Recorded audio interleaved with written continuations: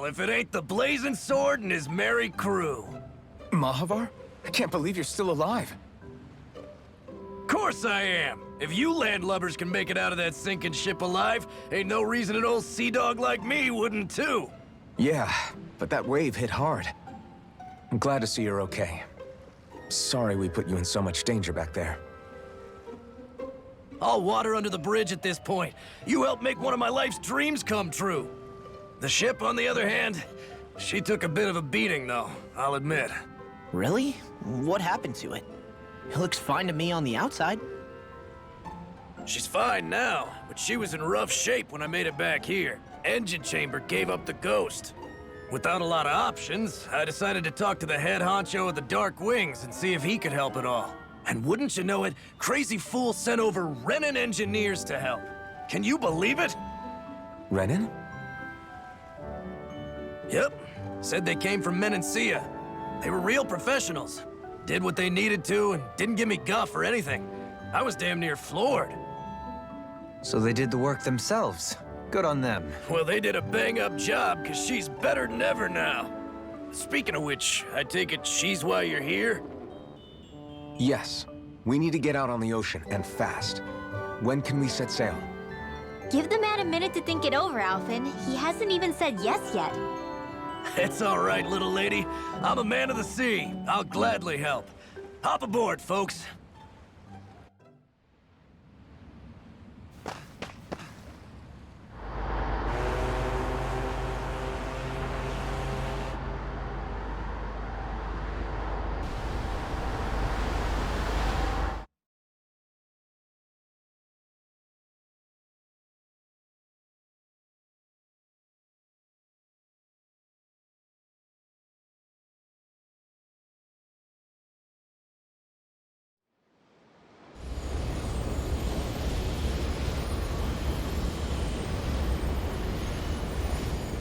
This thing already looked plenty huge from afar. Seeing it up close makes it really hit home. I didn't expect the journey to go so smoothly. I figured the Renans would send something to sink us. Maybe they didn't think we had the nerve to come. Somehow I kinda doubt that. It's entirely possible they don't see us as a threat. What do you mean? That they think they're beyond our reach. Still, this structure is quite the unusual sight. Truth be told, never seen anything like it. You're right. It doesn't look like the buildings on Lenegis at all. Or like any Renan structure for that matter. It's weird. It doesn't feel like the kind of thing that has people inside either. Yeah, it's definitely something creepy. What the hell is it even made of? I don't know.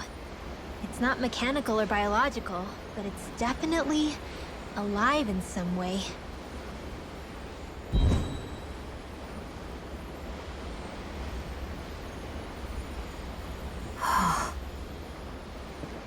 Shion? I'm okay. It's nothing. Well, what do we do now? We have to stop this thing from siphoning off all of Dana's astral energy. That means finding the core and smashing it to bits. Okay, but look at the size of it. I don't know if we'll find the core just wandering around. Good point. Can anyone get a read on the astral energy around us? Any kind of a sign? There's a rather enormous flow of energy moving directly upwards. If we wish to follow it, we'll have to do some climbing.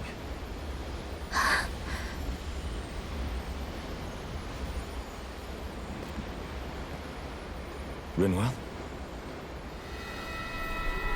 Over there? Hey, what's up with you? Huh? You okay? What happened? I'm not sure. When I was reaching out to the astral energy, I thought I heard a voice. A voice? Yeah. I couldn't make out any words, but it sounded like it wanted me to come to it. This seems like a trap, right? It's not a trap. How can you tell? Listen, I don't know why, but when it spoke to me, I knew it wasn't hostile. What do you think? It could well be a trap. However, it's also our only real option short of wandering aimlessly about.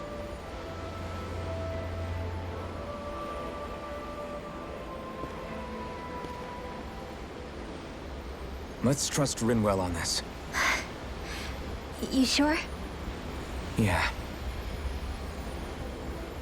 It beats the alternative, I guess. What did I say? Sheesh, it's like walking on eggshells around here. Sometimes you have to choose your words more carefully, Law. Huh? Oh, right.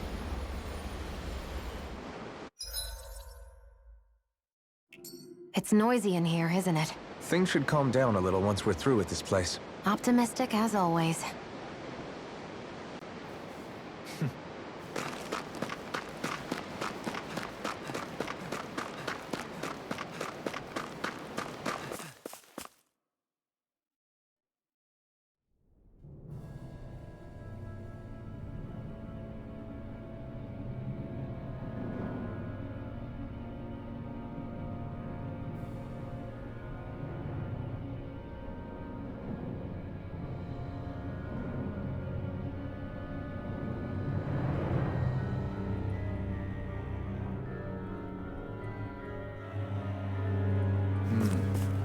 I see that the interior of the wedge is every bit as strange and unusual as the exterior. Intriguing. If I didn't see it come from Lenegis, I wouldn't believe it was Renan. Just what's with this place? Yeah, it's all twisty and lumpy. Whatever it's all for, I'm stumped.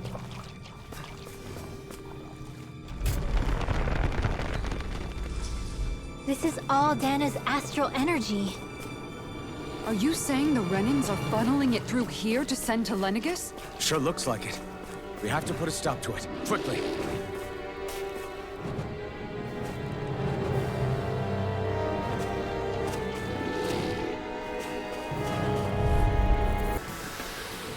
This seems strange. Like it should be among creatures you'd find in a forest. Cut it out! I don't need to hear that. It's gotta be man-made, right? Were it so, it would not be any easier to predict. Remain vigilant.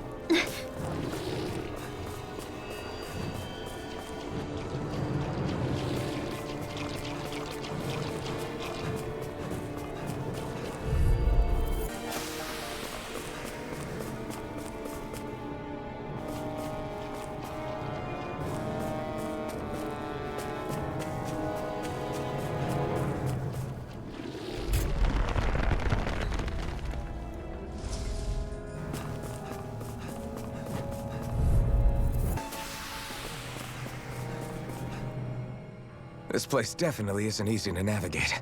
That's for sure. I doubt this structure was conceived with the ease of people's movement in mind. Yeah.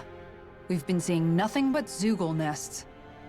It's almost as if we're inside an incredibly immense spirit vessel of some sort. A spirit vessel? If that's the case, then that would make Lenegis the master core that's receiving all the astral energy. Hey, have you heard that voice again since we came in here? Oh, so now you believe me? I never said I didn't believe you. The further in we go, the stronger the voice gets. Is that a sign we're going the right way then? Where's this voice coming from? Can you tell? Yeah, kind of. I hear it inside me, but I feel like it's also coming from every direction around us. It's hard to describe. It's almost like it's surrounding me. Surrounding, huh? Considering astral energy is involved, it's not that unusual. Right, but it's not scary or anything. Listening to it is really soothing. If you think so, just promise you'll say something if the voice gets too clingy or anything. I promise.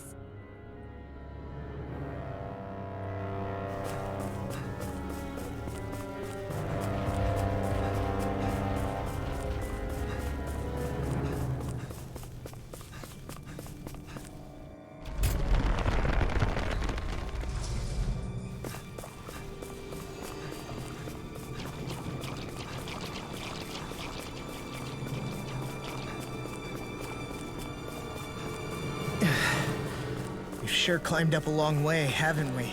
Watch your step ahead. With no fencing in place, it would be quite hazardous to fall.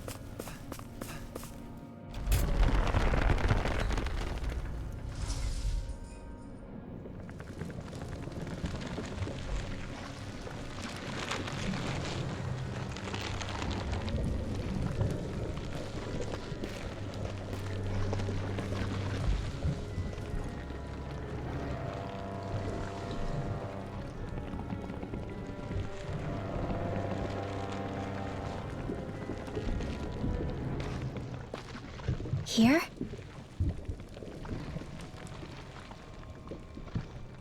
It's here? Yes. All the energy flowing through the wedge comes together and collects here. Is that thing a Zoogle? Holy crap, it's huge! A central core and a guardian? Once we beat that thing, it'll stop the wedge from taking in any more astral energy, right? It seems we're in for a fight regardless. Here it comes. Stay sharp, everyone! Is there no end to what the Renans can cook up? I don't know if that's machine or but I do know it's pissing me off! Watch yourself. There is no knowing what it is capable of. Any other wisdom you want to pass along? Bloody darling! Spirit is in the soil. Awaken and wreak havoc! Think you can fly? Bloody holiday! You get this! Bloody holiday! Freezing storm! Air pressure! Tornado! It looks like you got this one covered. Shield that light! Bloody You get the gist. What's the secret to being as strong as you? You're pretty fierce on your own. Well, maybe. But I've still got a ways to go. I thought you more defensively minded. Defense via threat elimination. So the best defense is a good offense. Illuminate the magic! A freezing holy mist! A blah. Divine savior! You get the gist. You're feistier than you look. Can't change the future without getting your hands dirty. Dramatic, but fair. Picked the wrong fight! Light spear! Oh, sparkling stars of light! Rain down and purify all! Get behind me! Light spear! Sword! Blah, magic! Divine Sparta! Light spear! Havoc thrust! radiant Light glory spear! on the darkest sky! By the power of flame! Finish without a trace! Shooting Havoc star! thrust! Magic is there! Light spear! Burning divine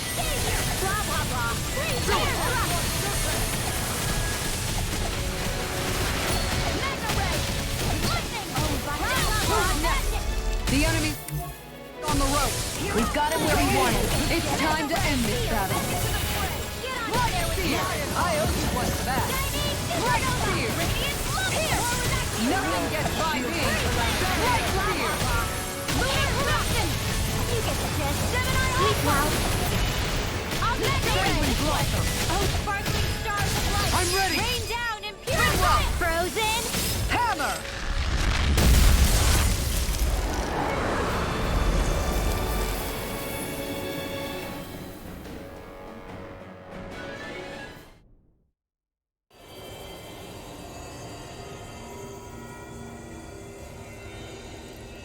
Is it over?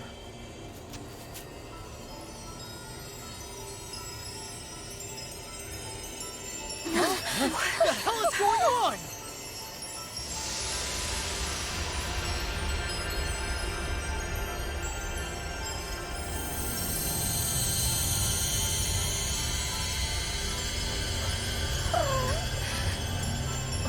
Rinwell! It's too dangerous! Stay back!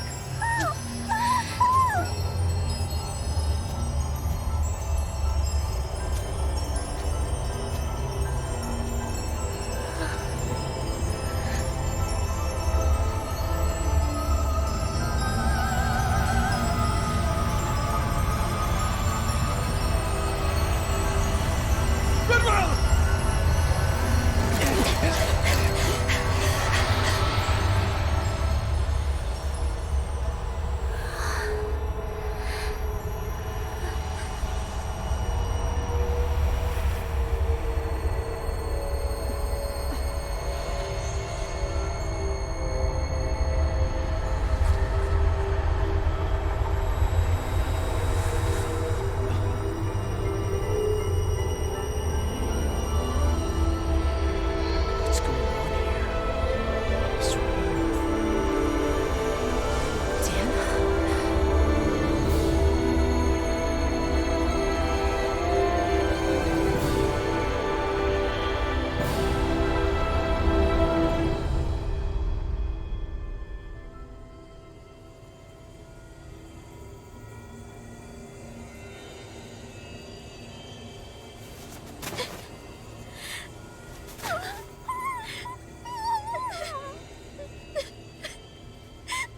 Ringwell, you okay? Hey, are you crying?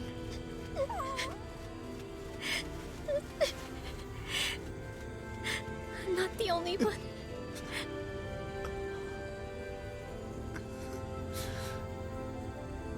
I heard it. Whatever it was, I heard it. As did I. I'm not sure I'd call it a voice, but it was there. What in the world just happened?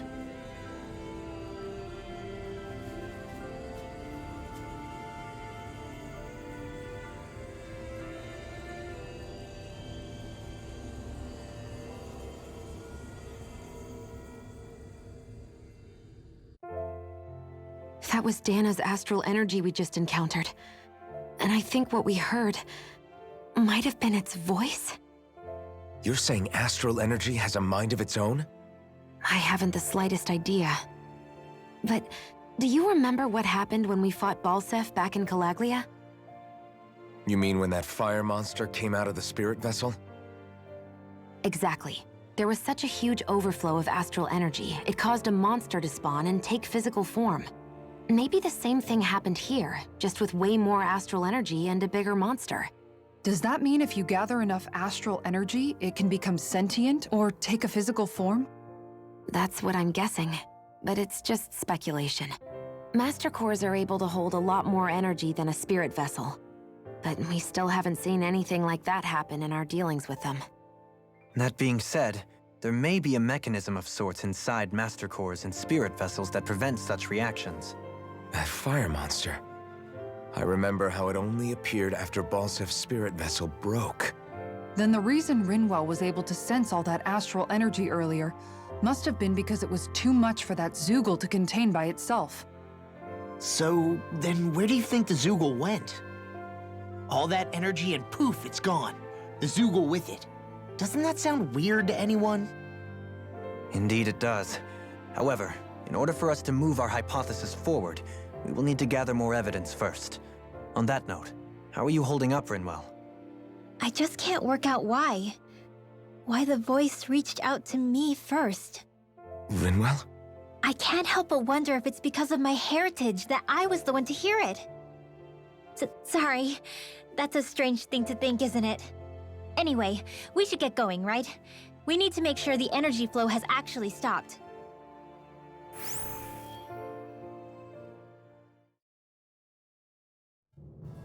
Are we gonna have to take this winding path all the way back down, too? Yeah, but if anything, it should be easier than the climb up. Really? Well then, Actually, I've heard it's easier to develop muscle aches when going down. seriously? Everything all right? It kinda looked like you wanted to get something off your chest. Huh? Oh, Or not, you know, whatever. yeah. You know, Yeah? sorry, never mind. Just forget it. You wanna try being a little less cryptic, maybe? Yeah, all right, jeez. Sorry for taking an interest. Stop it! It's okay, Hootle! Sorry. I guess I still don't really know how to put it into words. Nah, that's fine, no rush. It might help you to talk about it, though. I'll keep that in mind. And thanks.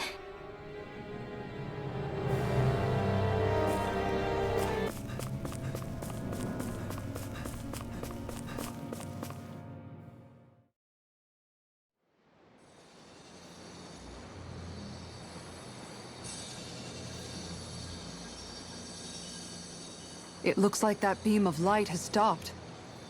Then is it safe to say we've avoided oblivion for the time being? I can still sense a faint glimmer of energy, though. It hasn't completely dispersed. You can tell? Rinwell, your senses seem a lot sharper than before, don't they? And you said you heard that voice, right? I guess. Maybe. I don't know. I don't feel bad, though.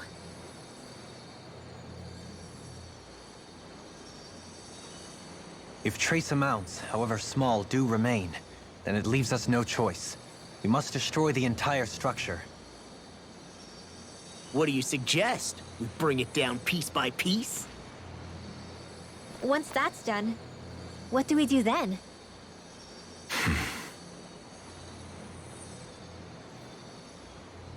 We go to Lenegus.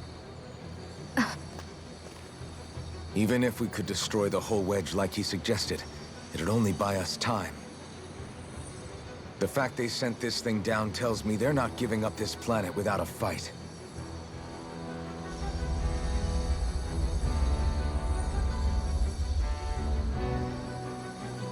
There's also the matter of the Renis Alma. Its circumstances still have yet to be truly resolved. But how do we even get to Lenegus? What if we hotwire one of their starships? There's gotta be one on the planet somewhere, right? Starships are only seen on Dana at the start and end of the Crown Contest. Otherwise, they remain on Lenegus. Believe it or not, we Renans down here aren't quite as free to come and go as one might think. Great. Well, I'm out of ideas then. We definitely don't have the tech to build a starship. And even if we found a Renan who'd help, who knows how long that'd take. Yeah. Waiting for a starship to come down from Lenegus would probably be quicker than that.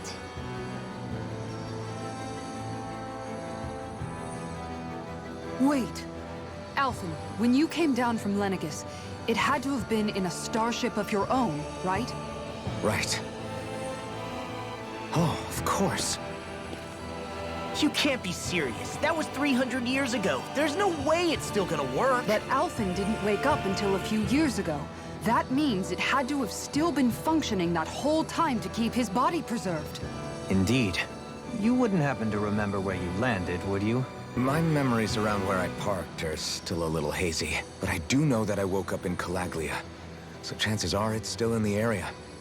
At least it's a place to start. Luckily, that realm's my old stomping ground, so I should be able to get us some help finding her.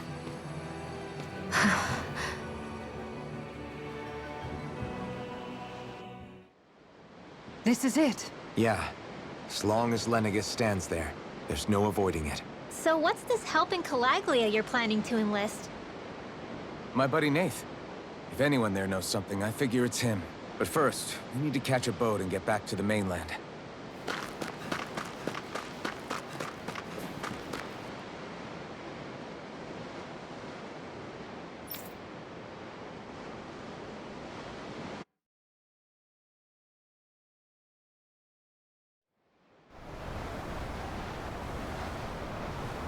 Our first port of call is Ulzebek. Back where you first started out. Yeah, along with my dad.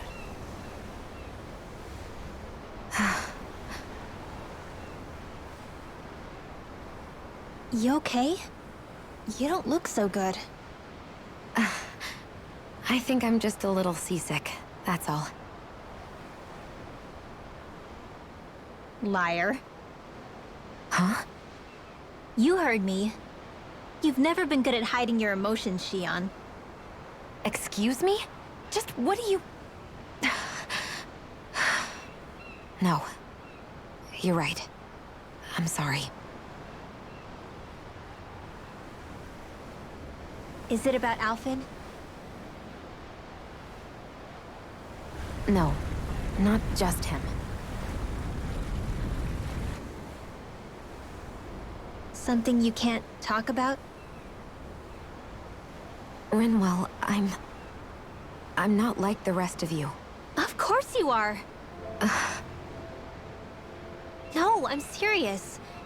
Back when we first met, I think maybe then I did think we were different. But now I know that isn't true. You and I are the same, Shion. We're alike in more ways than you know.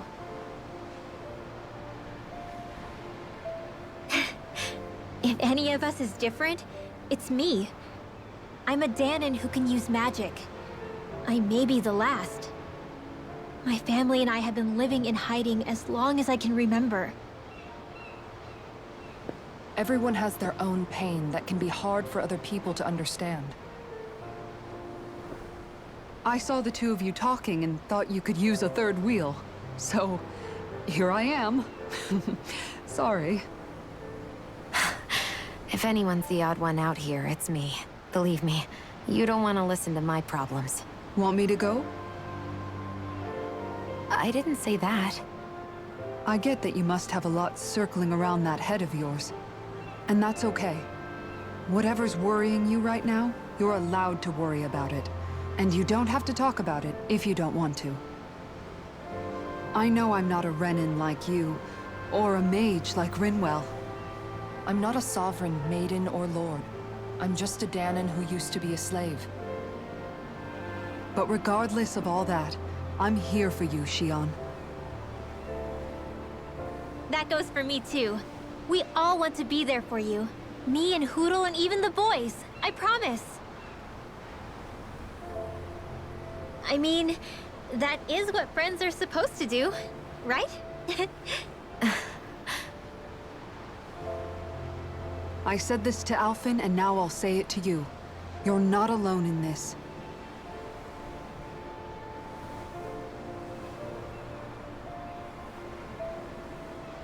Thank you.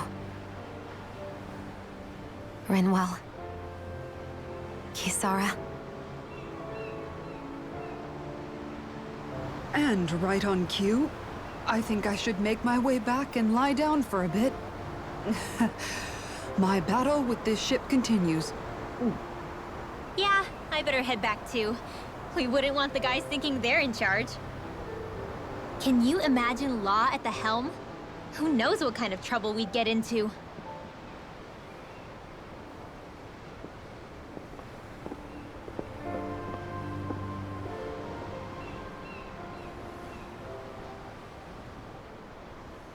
Still, if that's true, then it's all the more reason I have to do this.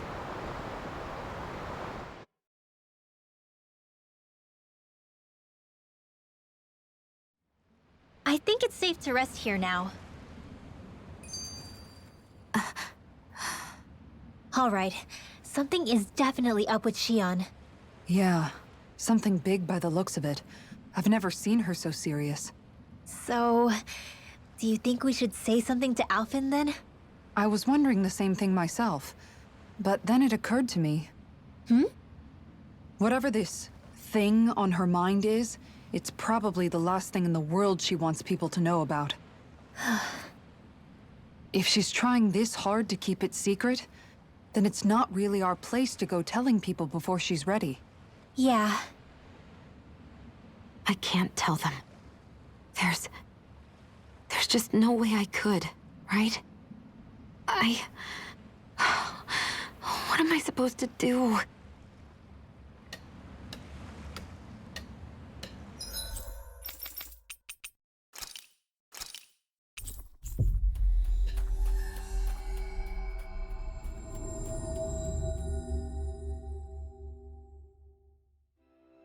Ah, Calaglia.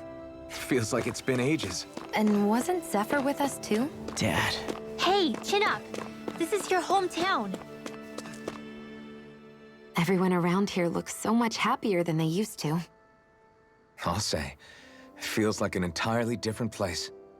I suppose it's had time to adjust to its newfound freedom.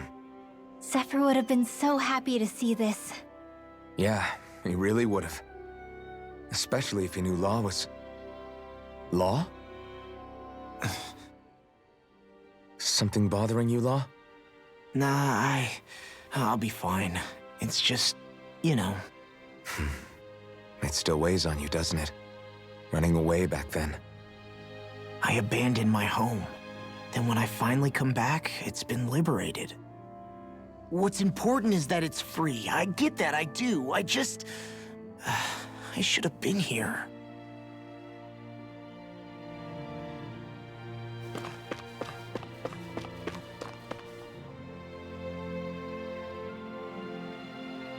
Just one thing after another, and it all falls on my head to...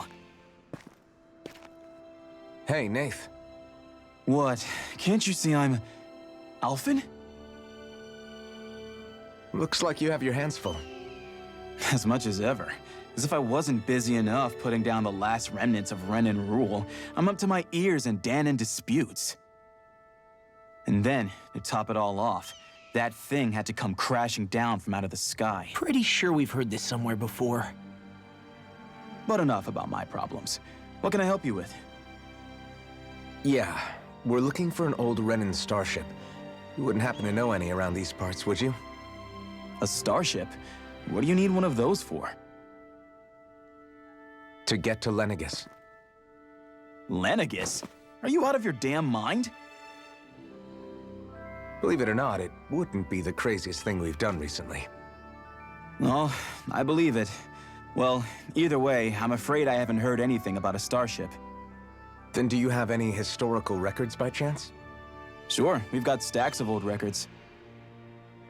Mind if we take a look at them? Yeah, okay. Thanks, Nath.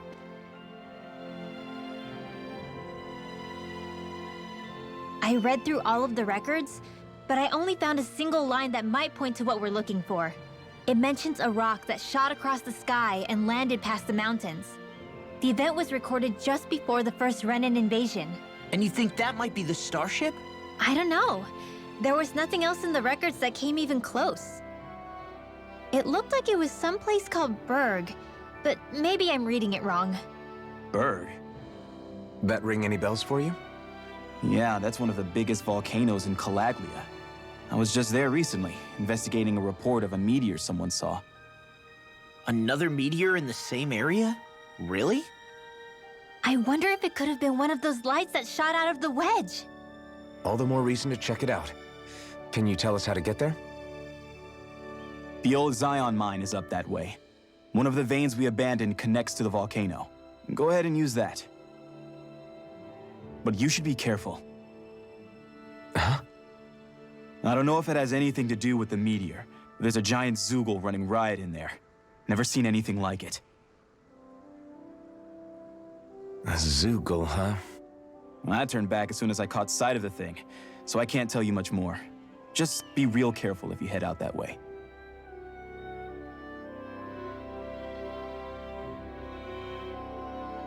Hmm.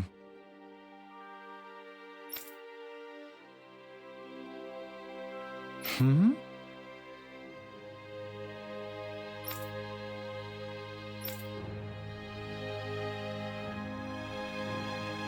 All right.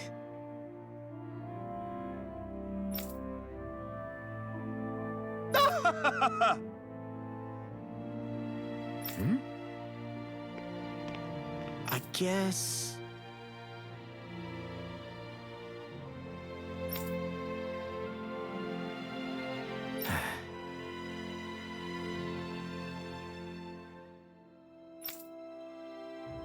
Hmm.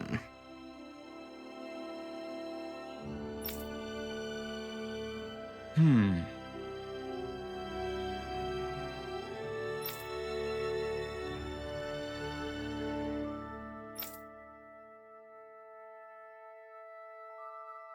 Right.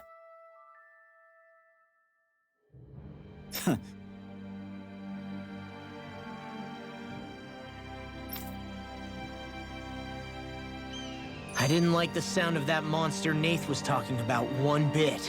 Well, we have to press on. We're going through Zion Mine to Berg Volcano. Let's move.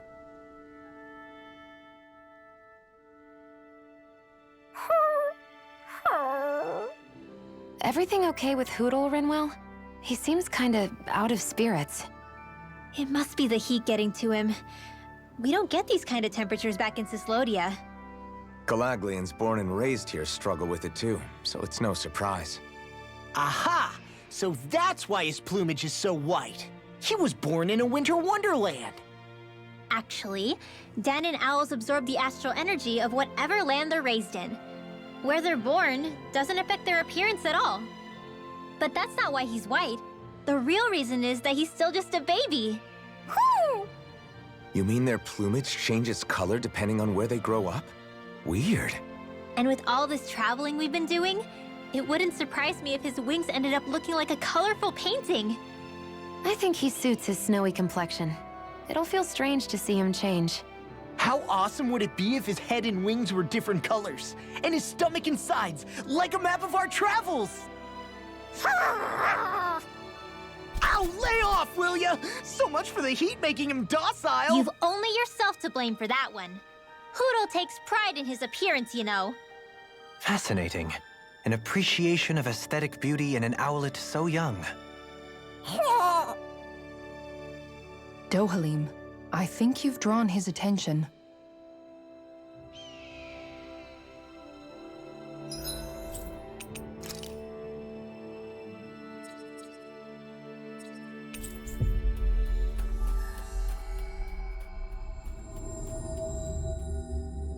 Looks like we made it here in one piece.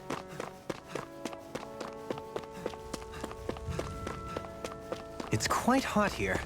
The climate feels different from Menancia's. It's gotten much cooler since leaving town, though.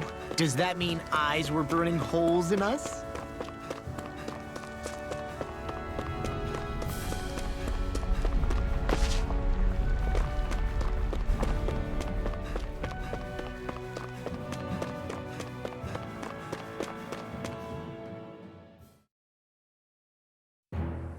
Something feels odd here. Be on your guard. So we're back in the Zion Mine tunnels. Who would have thought we'd be going through this place again? This is where you and I first fought together. And also the first time we touched, as I recall. Wait, really? Yes, really.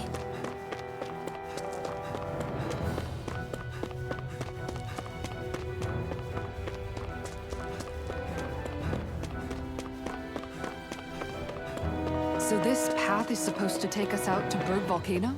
We're not gonna see any lava burst out in front of us or anything, are we? Don't get so paranoid you let a rock fall on your head, Law.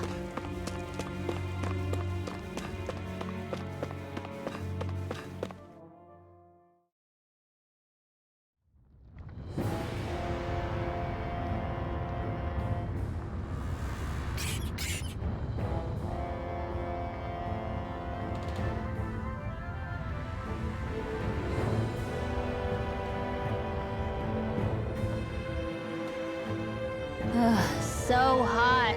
Well, yeah. We've reached the inner portion of Berg Volcano. We need to find that starship. And fast!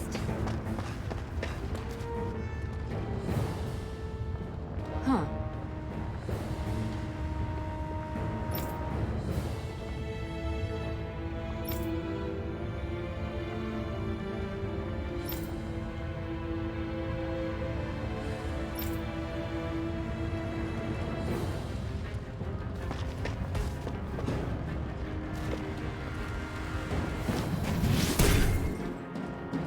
You can make plants grow instantly?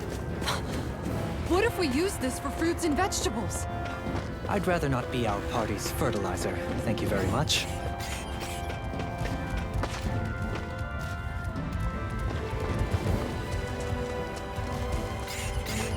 My face is starting to sting. My throat feels super parched. Here, have some water. Just make sure you don't drink too much. Thanks. You want some sushi on? Oh, wait. I bet you're hungry more than anything, aren't you? I'm fine, thank you very much.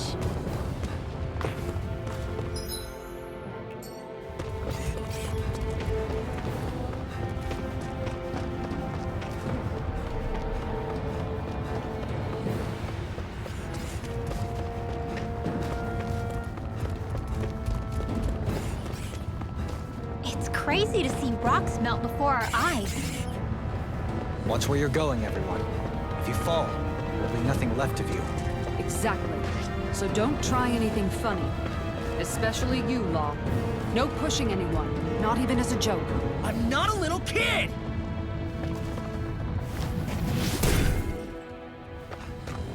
I didn't know you had that sort of trick up your sleeve, Dohalim. I would have figured rocks and plants would be too different for you to handle both. Not necessarily.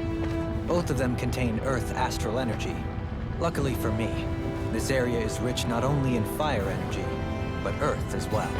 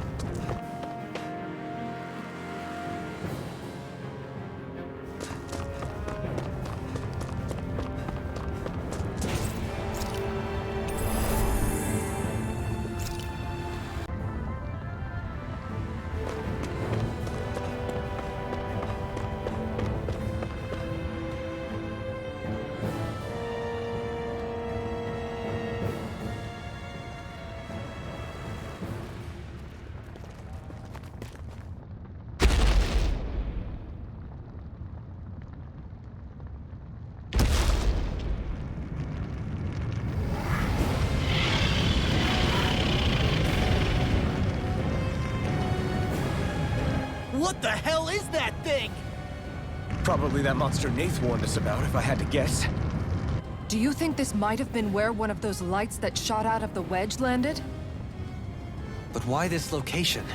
If the purpose of the wedge is to harvest Dana's astral energy. We can figure that out later. If that thing gets into town, it's going to cause chaos. We need to take it down and move on. Let's go!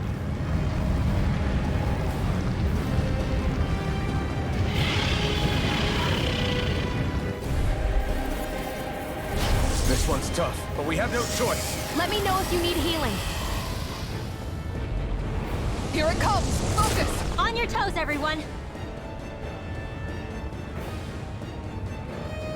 Suddenly turning tail doesn't seem so ridiculous. Why? Are you scared? Me? Are you? Do you even have to ask? Of course I'm scared! Focus up before we become that thing's lunch. It's summoning Zoogle? Take care of them while keeping an eye on it. Right back at ya! Blah, blah, blah, Spirits within that's the our soil. deal! Awaken and wreak havoc! Sharp missile! The water, blah, blah, blah! Fire away! The blah, blah, blah! I'll stop it strong! Thanks, Kisara! Right back at ya! Magic is am! Spread! The water, you get the gist! Tidal wave! You get the gist! Down! Play Nice! Nail strut! Finish without a trace! Explosion! Graviton field! Radiant pierce! Where are you going? Explosive charge!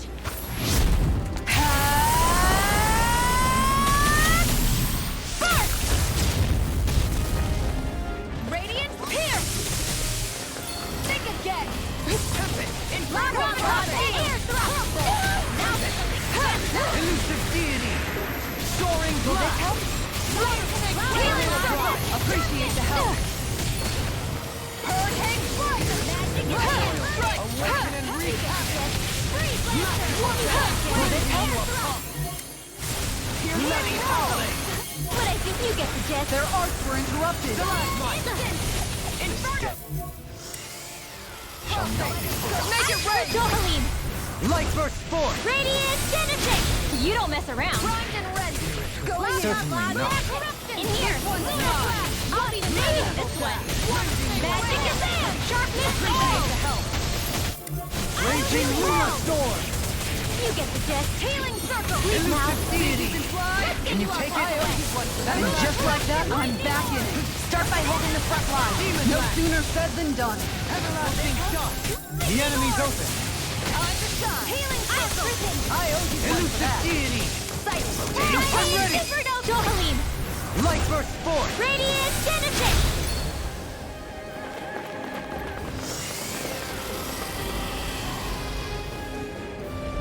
Here come more! You'll just have to keep fighting. Magic is in! The enemy wields art too. We'll soon see you at that!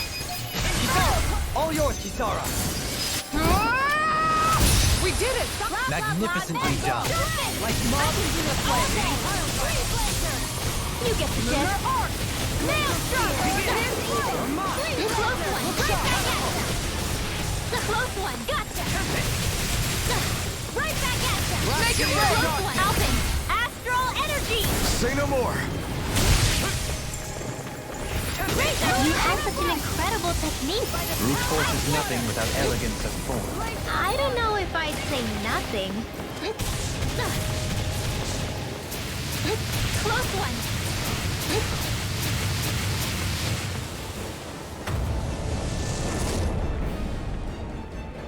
Bestow thy mystic mercy. Fairy circle. What would I Much do without obliged. you? Speaking of thanks, did you know Ren? Reinforcements incoming! Not a problem! You get the gist. Sharpness! Not on my Art field! Freeze laser! You get the gist. Sharpness all! You get the gist. Healing circle! Maelstrom! You get the gist. Maelstrom! I'm prison! Don't mind if I hold on to your art. I'm ready. Here I come! Razor Cyclone! I'm prison! Alright, it's showtime! I'm prison! Do it! Shield! This one's got your name on it! Ashes to ashes. A merry Right back distraction. at ya! There's still more to go! Blah, blah, blah, Think you can fly? Maelstrom! Not on my Art field! Bloody howling! Art requires supreme focus! Maelstrom! Do it! Blah, blah, blah! Looking good out there. Just getting started! That's the spirit. Take no prisoners. Enemies immobilized better at a distance. The further away, the better. You and I both. Field! Maelstrom! Raging storm! I'm prison! Fragile radiance! Shine upon the watery abyss! Aquarius! Damnation! Johalim! This one's got your name on it! Ashes to ashes.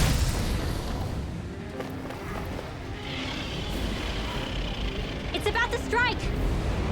Look sharp, everyone! Everyone all right? We won't surrender. We won't retreat. Not yet. Whatever you do, just please stay safe. Appreciate the help. How are we supposed to take on something so big? I'll handle it. Alpin! Watch and learn. That's enough!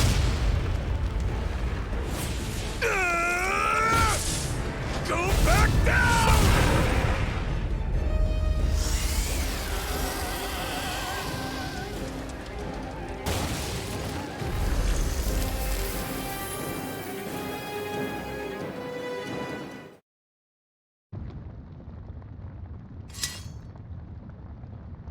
Everyone okay? Yeah, I think so. That thing scared the pants off me. It felt like it had a different aura than other Zeugles, didn't it? Yeah. It wasn't like the one that Almadria sicked on us either. Its elemental astral energy variance was out of this world. It was like fighting a lord. I guess it's safe to assume that if it came out of the wedge, it must have played some part in helping harvest astral energy. But what? Perhaps a living spirit vessel? It's plausible, given the location. Or it may be part of a new force dispatched to regain control of Dana. If we assume that monster was one of the 4 beams of light, we must have prevented something from taking place here. I'd like to think so, knowing how much grief it gave us. But at least with that out of the way, we can keep moving forward now. Let's go.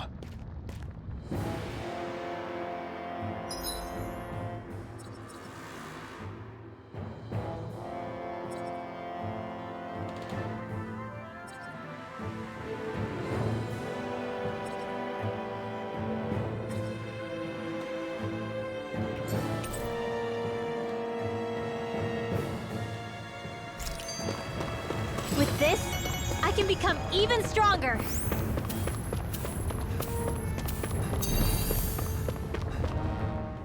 What do you know? Another big fire monster with nothing better to do than get in our way!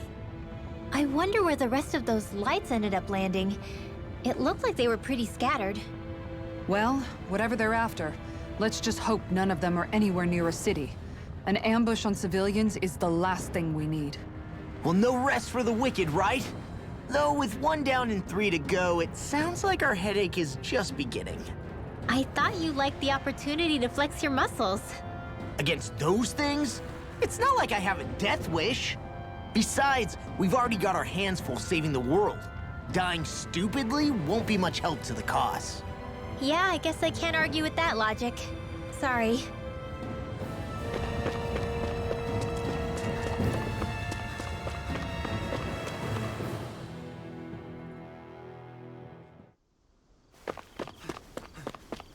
Hey, is that it over there?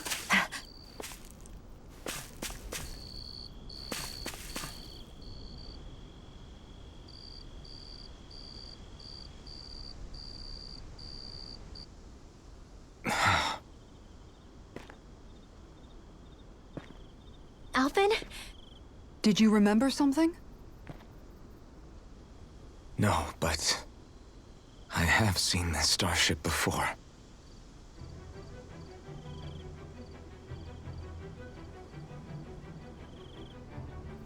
This is it. This is the ship I traveled in when I escaped from Lenegis.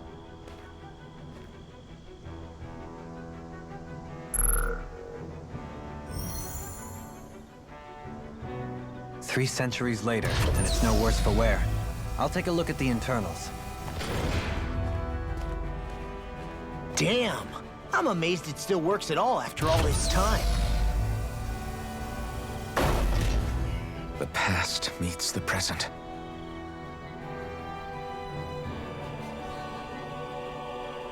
I really am from a different time and place. Yeah, but you've got us now, Alphen. Not only that, but you've helped out so many people, too. Law's right. Rinwell too. You're one of us now. No more carrying the weight of history on your shoulders. You're a part of this world. Right. Thanks, you guys.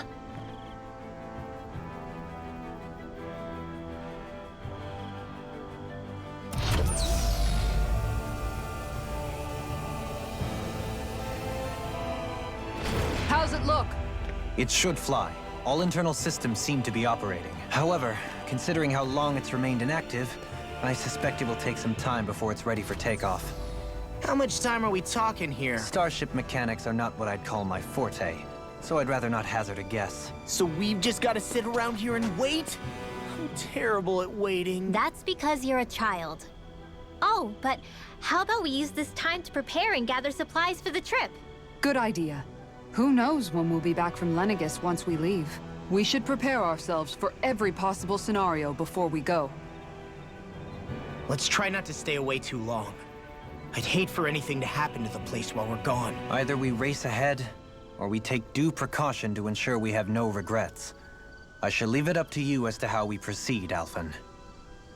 Works for me.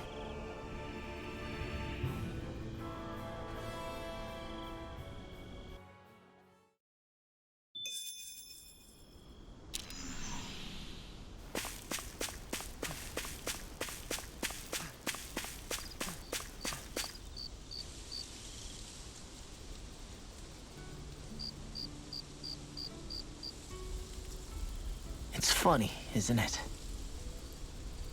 What is? All this. When we first started this thing, did you ever imagine we'd be going to Lenegus? After all, this is the sort of thing I was rebelling against when I ran away from home, right? I'm sure Zephyr would be proud if he knew what his son was doing right now. And a little shocked, too. We're defying the order of things that have persisted for 300 years. Deep down, I knew our journey would lead to confronting Lenegus. Yeah, you maybe, but you're a Renan. The rest of us can barely even picture what it means to leave Dana. No offense to Shion and Dohalim, but it's worth remembering we're heading into enemy territory. No offense taken, and this is no picnic for me either. Remember, our aim is to ensure that both Lenegus and the Renan homeworld leave Dana alone for good. I don't think we'll be able to avoid a fight. Is there no way we can talk them into leaving us alone? The people of Lenegus? Sure. I mean, we found a way to make it work with Shion and Dohalim, right? And it's not just us. If places like Menancia can do it, then why can't we? Because there are still many of my kind who believe it was right and natural that Rena reigns over Dana. There are those on Lenegus who have never stepped foot on Dana. I doubt whether they'd even listen to Danans. Look, none of us want to fight. But these are the same people who fired that wedge down on Dana. What happens next is on them. Right. We're not going to sit back and wait for them to oppress us again. Right. Don't forget, there's also a good chance the Red Woman is somewhere on Lenegus. And wherever she is, we should find the Renaissance too. That's right. If we can take it back, then Shion can finally get rid of her thorns. Shion? Huh? Yeah.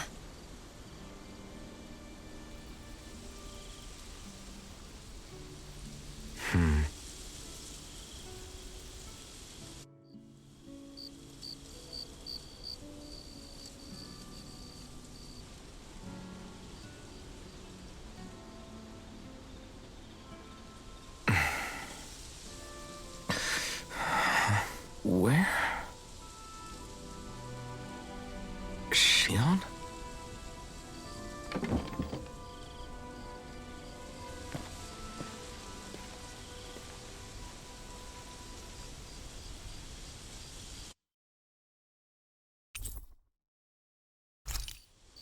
Where'd Shion go? How could she just go off on her own?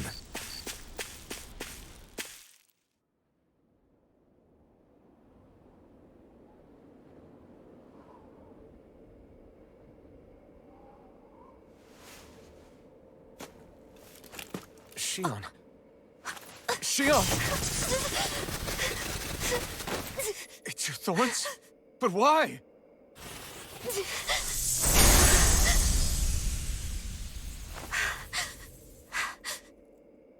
You okay?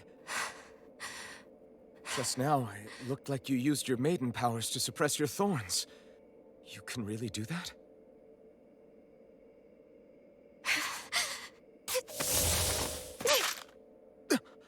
Stay out of my way.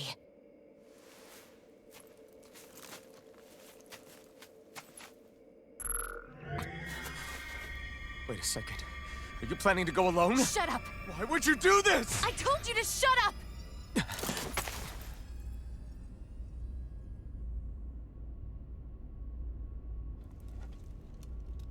I won't let you. I mean it. I refuse to let you. I won't tell you again. Move or I'll shoot. If that's the case, then go ahead and shoot me!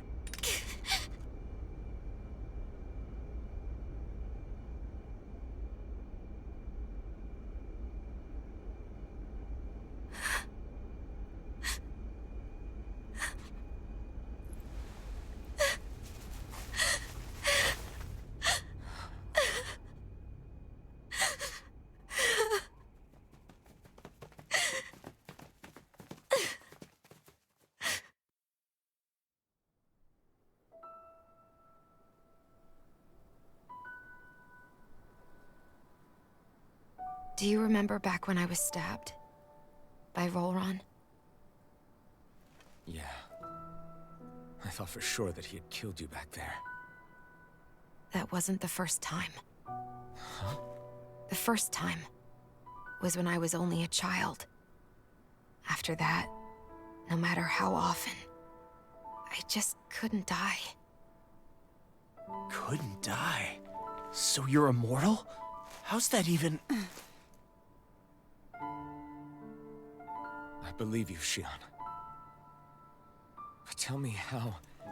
How is something like that possible? My thorns. They're me, but at the same time not. They're part of me. I have no idea why, but my thorns will never let me die. At least not before I'm meant to. You can't die before your death? When my thorns free themselves, it will be my death. I've seen it. A darkness that swallows up everything until nothing remains. It's a vision of oblivion I can't escape. I want to believe it's all just a bad dream. But no matter what I tell myself, I know it's not. Yeah, but you... Wait. The whole reason you needed the Renaissance was to get rid of your thorns, right? If I burn away what's inside, then what will happen to the rest of me? Right. Either way you look at it, I'm going to die. But if I am going to die, I figure I can at least take my thorns out with me. That's what I've been after this whole time. That's why you turned your back on your fellow Renans and chose to fight with us, isn't it? And while we've all been fighting to keep on living, you have been with us fighting desperately to die.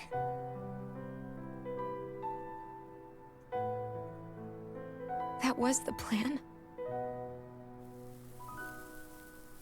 But then I met all of you. And before I knew it, I didn't want to die anymore.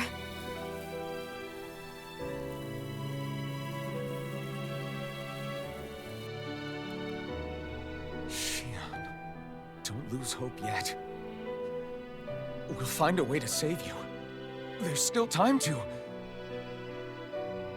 It's pointless. Why? Because the darkness won't just consume me. The truth is, it will consume all of existence as well. It was only a suspicion at first, but ever since the Red Woman triggered my maiden powers, I've been more certain than ever before. It was then that I finally came to realize my powers were holding my thorns in check the entire time. But they don't anymore. Not since Lenegis, when the wedge fell. Every day, I feel the thorn's power growing stronger inside of me.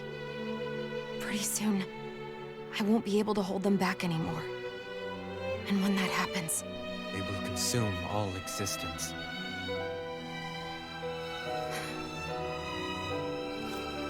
And that's why you wanted to leave by yourself. You planned To find the Renaissance on your own, and sacrifice yourself to stop the thorns. But that's... too much. It's way too much. When this all began, I didn't care what happened to me or anyone else. And what happened to the Renans or the Danans didn't matter to me at all. I know I have to die, but I don't want to. Not now that I have this.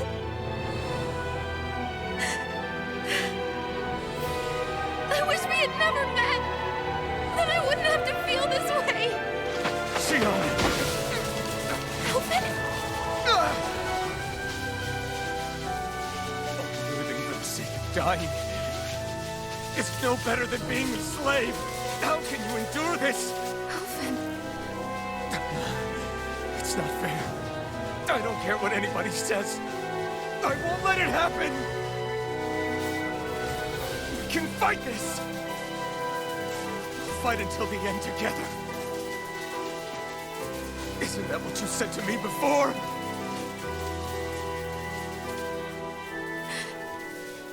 Even if it should mean that it'll be the end of everything else, too?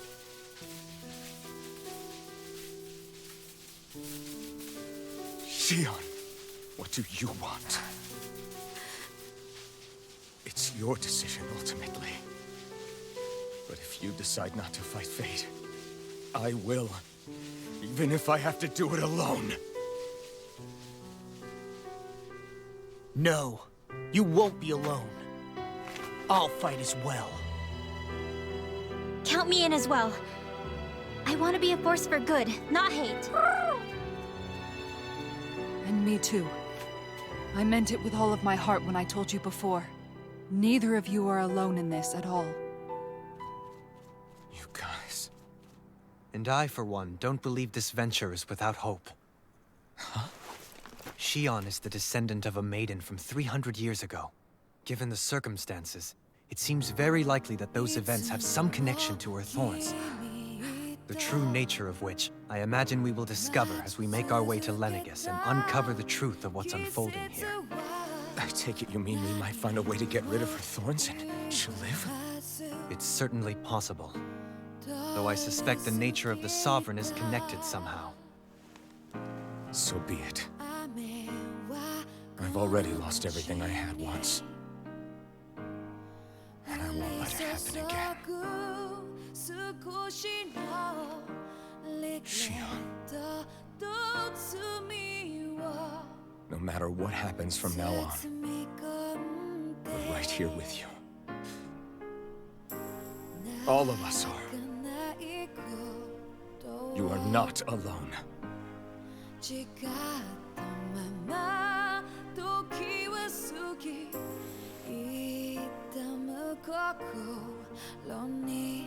You guys. You're all so stubborn.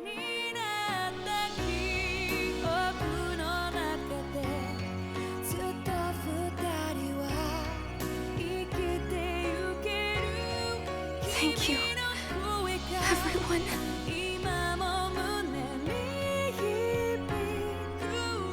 For right now, and a little while longer, I just want to hold on to this dream. And most of all, more than anything else, I want to be with all of you.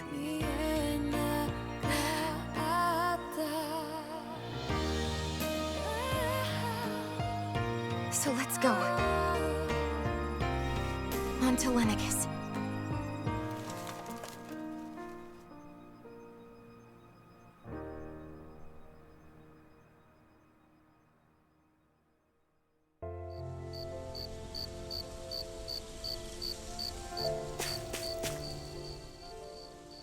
The end of the world. It's hard to believe, isn't it? I believe Xion is telling the truth. What about you? As a friend, yes, I want to believe her. Everything that's happened seems to point towards some sort of great danger that's lurking ahead of us.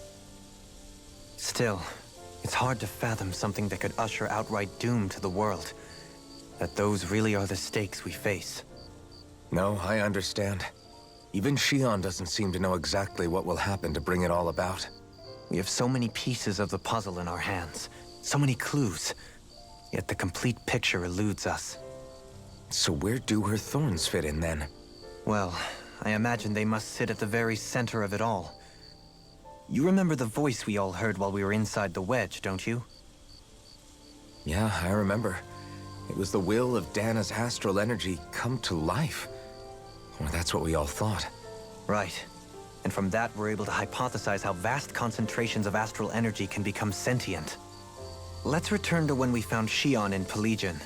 When her thorns went wild, they contained far more astral energy than any mere Renin would normally have inside them. So you think those thorns might be alive too? That their will is what keeps her from dying? But why would they want to destroy the entire world? As for that, I really cannot say for certain. Its goals still remain a mystery. It may be a mere fluke that her maiden powers have been able to contain it thus far. You know, I've noticed since we've met that you like figuring out riddles. Can you blame me? When one realizes that the world they once thought to be true is but a mere facade, they can't help but seek the truth. Especially when that deception has led to others getting hurt. Dohalim? I imagine the remaining pieces of the puzzle that we seek rest somewhere within Lenegis. As for what the final picture will look like, who can say? I think it's best we not dwell on it too much for the time being. Right.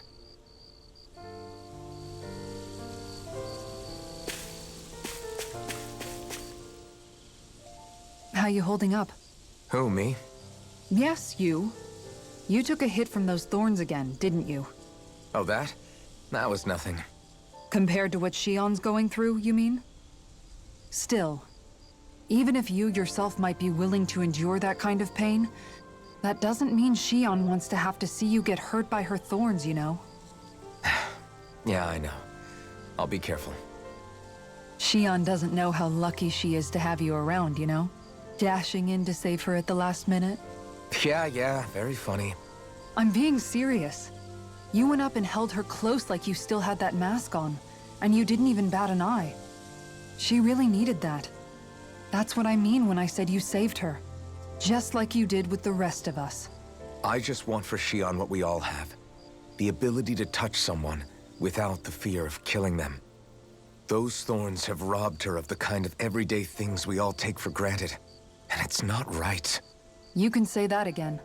It may be normal for us, but that doesn't make it any less special or important for her. I hope she gets what she wants. I have my own dreams, but a world without her, where she dies so we can all survive, isn't a world I want to live in. Agreed. It's like more and more keeps getting taken from her, and I'm done with it.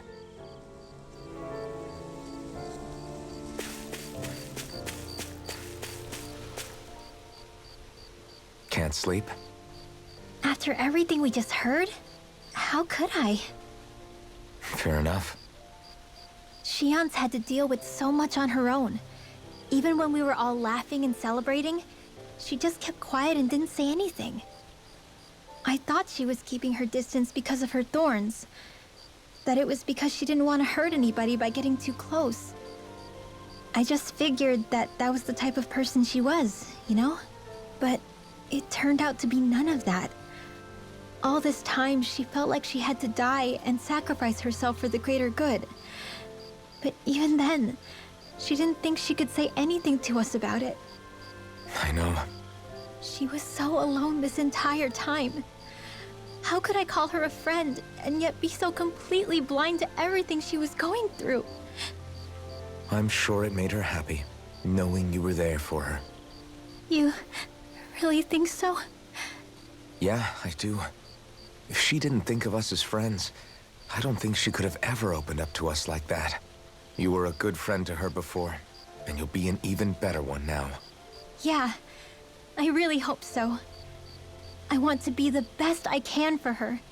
When you think about it, we were all alone in our own way. But over time, we've all found ways to let each other into our lives. I hope Shion's able to do that one day too. No, I mean, I hope she's able to do that more. lots and lots more. I think it'd be really nice if we could all just be there to support each other when it really counts. And forget about our grudges and pain. Rinwell.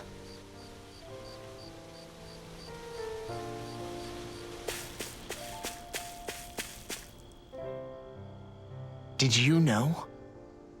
You mean about Shion? Yeah, I didn't have the slightest idea. I mean, every once in a while I thought something seemed a little off, but I never could have imagined. It's like a completely different world was spinning around me and I couldn't even see it. You and me both. I mean, I knew something was bothering her, but I could never quite figure out what it was. You? But you're the one always looking out for her, aren't you? That's what I thought. But in reality, I didn't understand it all. What I thought was helping and being there for her was actually just driving her into a corner. At least you figured it out in time, though, right? I don't think we're out of the woods yet. But yeah, you're right. We brought her back from the edge, and we're going to stop those thorns from taking her. No matter what. Yeah, with all of us together, there's nothing we can't handle. Shion, the world, we can save everyone. And I mean it when I say we, Alphen. I know. No lone wolfing it. Hey, you're the expert on what my dad would say. Do you think he'd pat me on the back or tell me off? Zephyr, I don't think that he'd have that much to say, to be honest. You're your own man now, Law. And you've already made up your own mind about what you want. I guess he couldn't say anything even if he wanted to. Law. Sorry. I guess those of us amongst the living have enough problems to deal with, don't we? We'll need all our strength to save Shion. I'll probably end up worrying again at some point, but I guess I'll think it over more then. That okay? Yeah, I think it is.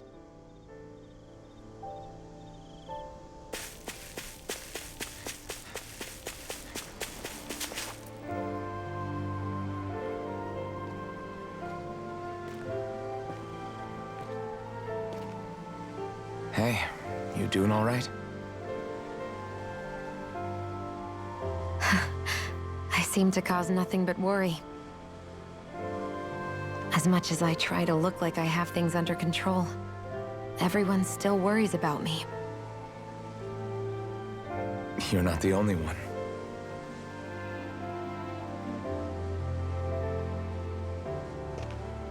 Hey, do you remember the first time you said I was your friend? No? When was that? Sorry, I can't remember. That's okay. It came so naturally to you, I'm not surprised you forgot. I was different back then. The Danans were not even people to me, and I knew I would always be alone. But in that room with Deadime, when you called me your friend, it just shattered the wall that I'd built up around me. Because until that moment, I'd only seen you as a means to an end. I thought of you as a way to use the blazing sword, and to obtain the Renis Alma. But after that day, one time became two, and before I knew it, you'd made a habit of calling me and Dohalim your friends. It didn't matter that we were Renins. You cared about us as you would any other people. Then, everyone else started to call me their friend too. To think of me as their friend. Before then, I never even dreamed I could have that.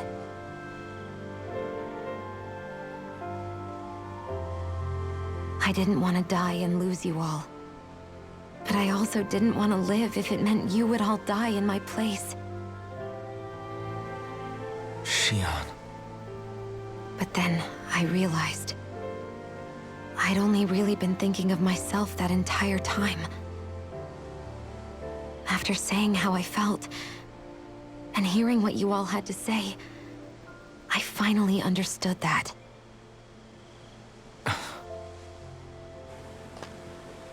Don't worry, it's okay. I'm not planning on dying anymore.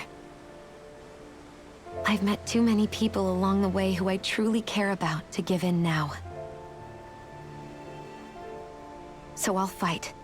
For Dana and for myself. I'll fight against my fate to preserve our future.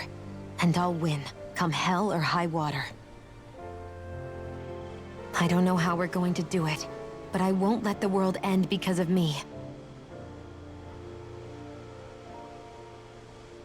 It's going to be a long, hard road ahead, Shion. Our fight won't be over until everyone, both Danans and Renans, can finally live in peace. But I swear I'll be there with you until the very end.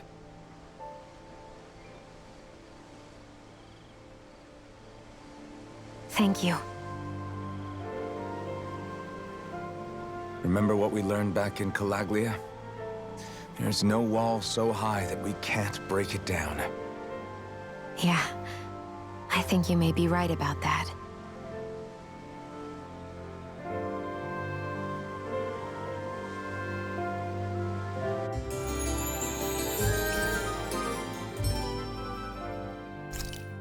Everyone well rested? Then let's go. We depart for Lenegus.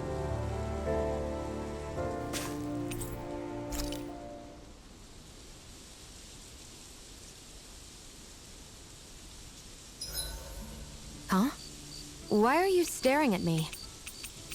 Oh, we thought we'd turn the tables and critique your appearance for a change. It's not fair if we're the only ones subjected to it.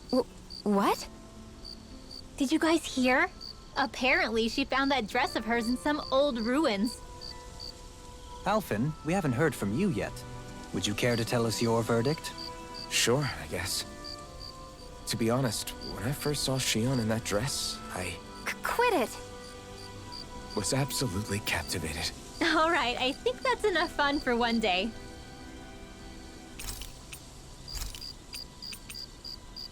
I'll see you again tomorrow.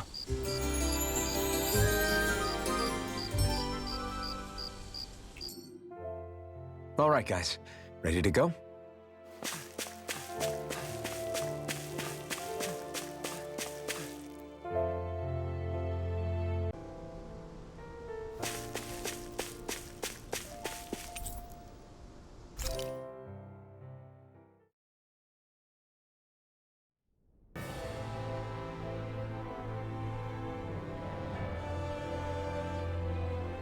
Well, it's the moment of truth.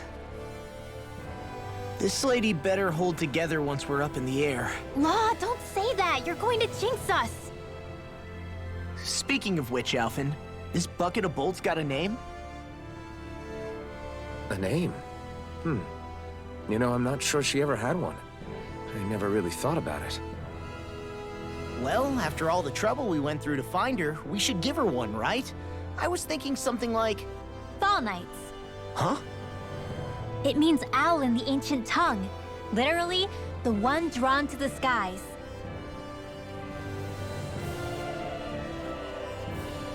I like it. Sounds perfect for our little escapade. Not sure I'm completely convinced, but... well, it's as good a name as any. From now on, she'll be known as the Fall Knights. Okay, people. We have two goals. First, we need to get to Lenegus and make the Renans finally leave Dana alone. And then, we need to figure out the truth behind Shion's thorns and find a way to save her. Sound good? All right, then let's go.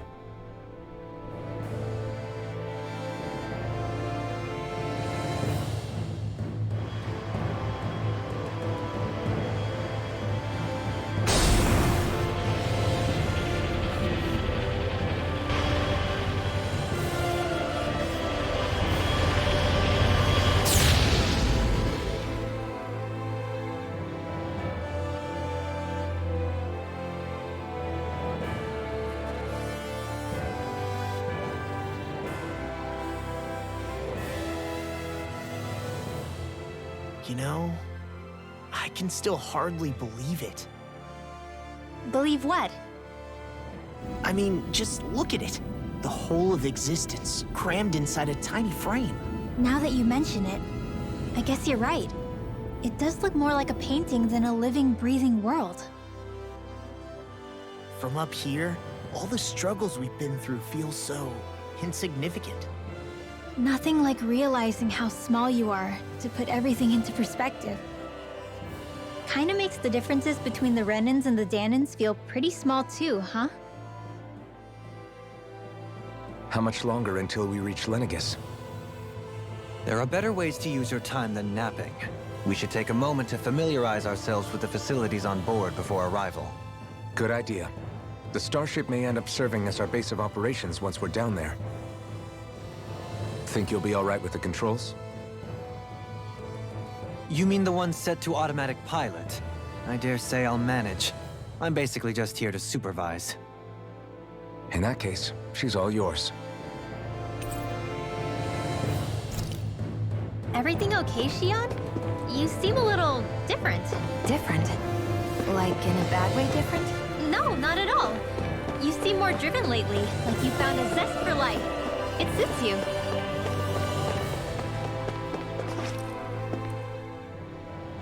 You okay? Feeling airsick? Actually, now that you mention it, not at all. These starships are a remarkably smooth ride, all things considered. Nothing like being at sea, thank goodness. Glad to hear it. That device there caught your eye, huh? I was just wondering what it is. It looks big enough to fit a person inside of it. It's a healing pod. It fixes injuries and illnesses. Oh, you don't say. That should definitely come in handy if any of us get injured while we're down there. Alphen? Was it something I said? No, I was just thinking back to when I escaped Lenegis, that's all. What with the ceremony and losing control, I was a total mess. Naori laid me inside here. So, you're saying you got in this thing straight after escaping? But that'd mean you were inside for 300 years? Yes, it sounds crazy, I know. But don't even ask me why I stayed asleep all that time. That's definitely quite some lie-in, all right. But still, whether you meant to or not, I sure am glad that it's this century that you finally woke up in. What do you mean? With the amount of fighting we've done, we would have never made it this far without you. And not only that, but... Alphen, can you recall back to what it is that I said to you? Back when we left Menancia? About the dream of coexistence, and needing to learn what it entailed? Of course. That's why you came with us, right? To learn what you couldn't at home. Even in that time, I was well aware that what I was living was a lie. But at the same time, I also felt really compelled to fulfill my brother's wishes. I'll always remember him fondly. But the coexistence we're fighting for isn't for him. It's for people now, and those still to come. The world's bigger than just Menancia. My dream is for all Danans, wherever they might be, to be free. If I've learned anything on this journey, it's that. And the one who brought me along was you, Alphen. I'll forever be grateful to you. Well, we're not out of this forest just yet. You should probably save your thanks. At least, until we've dealt with the Red Woman. I know. But whatever we find when we get down there, I'm through looking the other way. Kisara. Probably getting a little ahead of myself, huh? Let's take things one step at a time.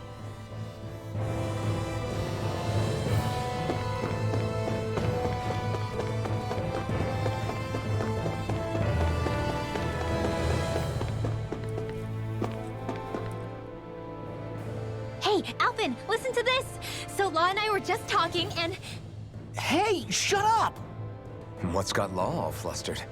Only that he's afraid of flying, the big baby. And after all that fuss he made about naming the ship, too. Hey, I never said I was scared. I just think it's, you know, a little unsettling how we're going to be cruising through space in a glorified tin can. That's all. It's a starship, dummy. That's what it's supposed to do. I don't think there's anything strange about it. Well, maybe you're the one with the problem then. Guys. I'm no expert, but I think we can trust Renan technology. It got me to Dana in one piece, remember? Oh, that's a good point. If you think so, Alphen, it must be okay. Don't you agree, Law? Hard to argue with that, seeing how you hitched a ride in one of these things before, Alphen. It's just wrong, okay?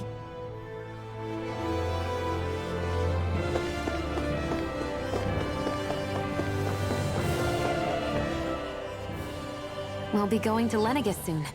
This must feel like a homecoming of sorts to you, huh? What was life on Lenegus like back then? You know, before you came to Dana. Let's just say, I don't have many happy memories. I've had thorns my whole life, for as long as I can remember. They called it treatment, but in truth, they were just using me as a guinea pig for their research. You mean, they experimented on you? That's right. All I was to them was a riddle to solve.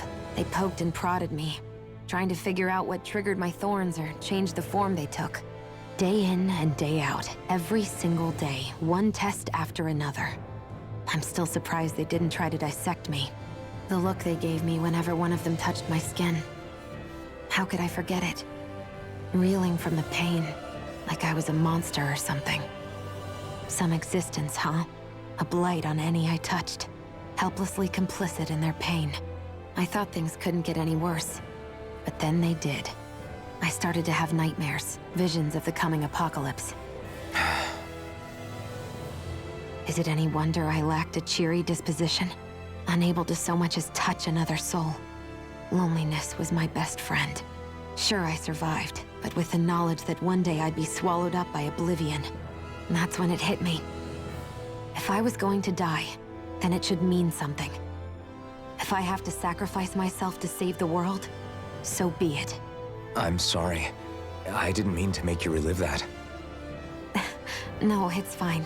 I'm in a much better place now. You say it's your destiny to die so that others can live. But why not the other way around? Why shouldn't we be the ones dying to save you? Are you crazy? Why would you sacrifice your life for... That's exactly my point. Why should you have to give up your life just because you drew the short straw in the destiny stakes? How is that even right? It's that logic that's used to justify slavery, as if some of us were just meant to be sacrificed. This struggle was never about saving only ourselves. But that doesn't mean we have to give up our own lives to save everyone else's either. If we're doing this to protect people, if we're doing this to save the world from destruction, then that has to include saving each other as well. A world free of sacrifice. That's what you've been fighting for all along, isn't it? Not just me. We're in this together, remember? This fight is yours too, Xion. If we're going to win, everyone has to win. There can be no room for losers in this fight. Now I see it. The true nature of our struggle. A victory without losers. But that means that a Danon victory over Rena can't be the end. Do you think we can pull it off? You bet we can pull it off. We have to. It's the only hope we have of things ever changing. Yeah, you're right. No one's ever changed the future without aiming for the stars. We can do this. Together.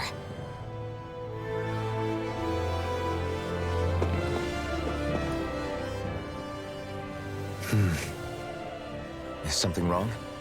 No. I was merely thinking how it had been 7 years, that's all. You mean since you became a lord and left Lenegus? I guess even someone like you can get homesick, huh? I am as prone to sentimentality as any other. Tell me, though, you too have a history with Lenegus. A traumatic one, no less. This trip will probably mean facing up to some difficult emotions. Doesn't that frighten you? Well, it is a place where I took the lives of countless people. I'd be lying if I said I hadn't thought about it. But I can't keep running forever. The past is what it is. There's no changing that. But the future's what we make it. I see. Dohalim? Forgive me. I was wrong to pry. We have more pressing matters to address. Come back and speak to me when you finish looking around the ship.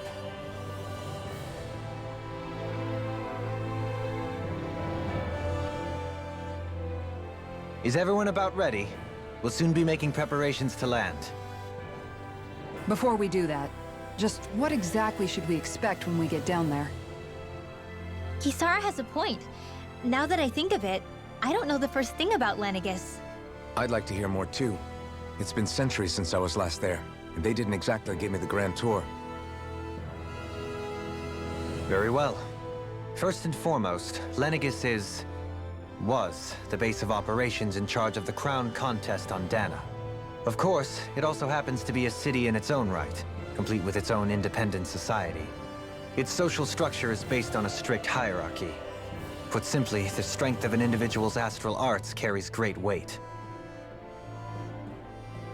Enough to determine someone's social rank, you mean?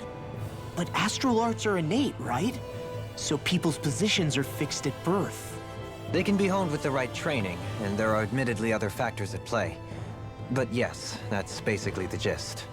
As a result, family lines that churn out lords and their contenders wield disproportionate influence, and those lineages are treated as nobility.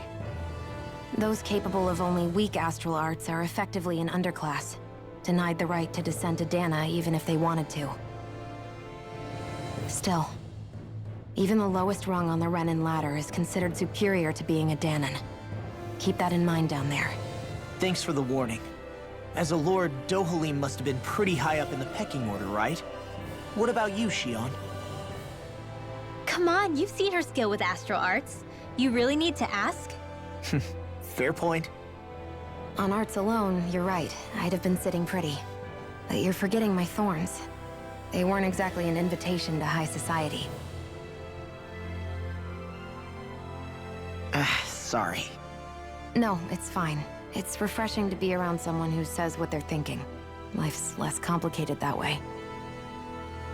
Jeez, give backhanded compliments much?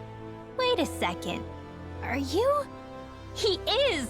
Law's blushing! I am not! Of course, separating people into castes based on something arbitrary like arts is discrimination at its worst. As if such simplistic criteria could ever be a measure of someone's worth. So this red woman, are we expecting to find her on Lenegis? I would wager so. Lenegis is too deeply involved in all this to discard the possibility. Chances are she's also connected to the Renis Alma being stolen from us in Pelagian. If the Renis Alma is being used to exploit Dana, we need to take it back at all costs. That red woman's got a lot to answer for. Just as well I've got a ton of questions. We're about to land. The descent could be a little bumpy, so brace yourselves. If there are clues about your thorns out there, Shion, we'll find them.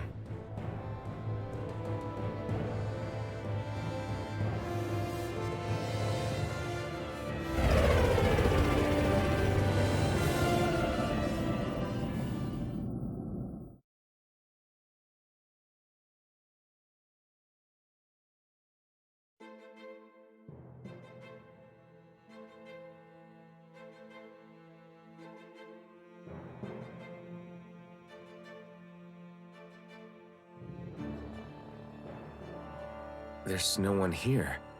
I wasn't expecting a welcome mat, but still. Lenegis's infrastructure is largely automated. Besides, people won't be expecting incoming traffic while the crown contest is still underway.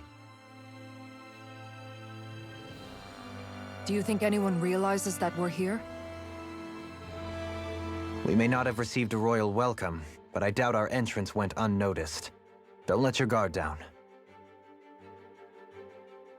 I really hope we don't have to fight anybody while we're here.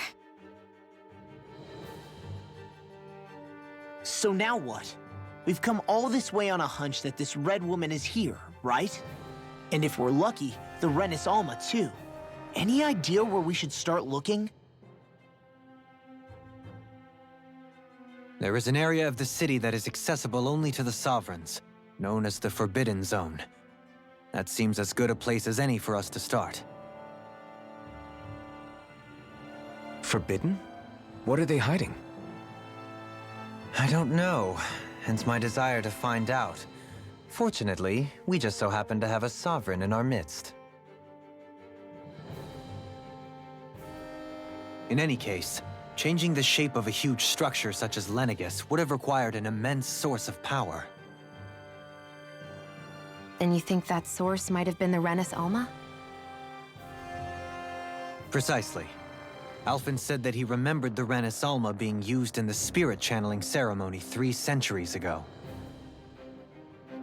Whatever the ceremony's purpose, if preparations are underway for it to be held once more, then the Renis Alma might be in the same place as last time, possibly together with the Red Woman. Hiding something of that worth in the residential quarters would only court trouble. In which case... It stands to reason we should be looking somewhere normally out of bounds. Is that it? Indeed. But it's been over 300 years since I was made a sovereign. You can't seriously think I'll be able to waltz right into the place after all this time. There's only one way to find out. If there's even a chance you can get us in, I say we give it a shot. Shion's right. Who knows? We might even find a clue to her thorns while we're at it. All right. It's not like we're swimming in leads, so let's try to track down the Forbidden Zone.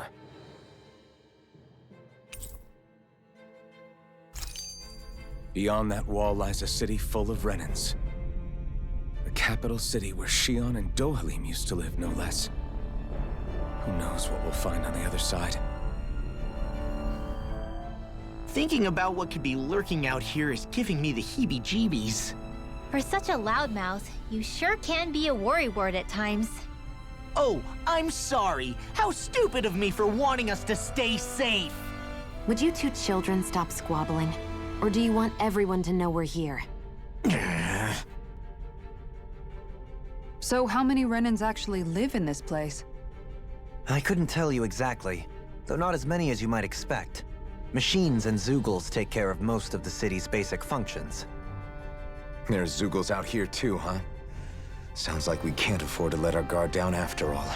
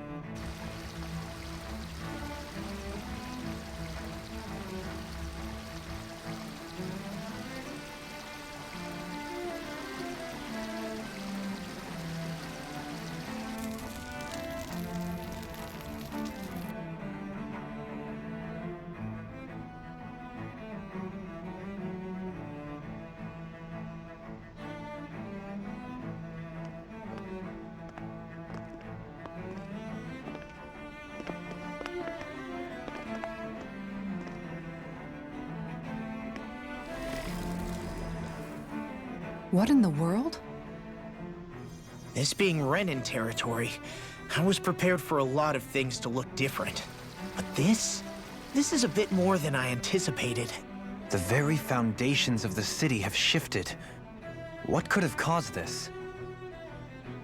When Lenegis changed shape, it must have had an effect on the interior too. Maybe when they sent the wedge down to Dana? But they wouldn't move around the places where people live. These are their homes, right? I would think the citizens themselves didn't have much say in the matter. Either way, locating the Forbidden Zone just became that much trickier. Dohalim? Is that you?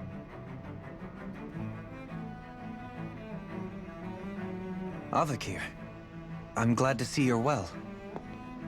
So it is you! But why are you here? Shouldn't you be down on Dana participating in the crown contest? And these people! So you haven't heard what happened on Dana, then?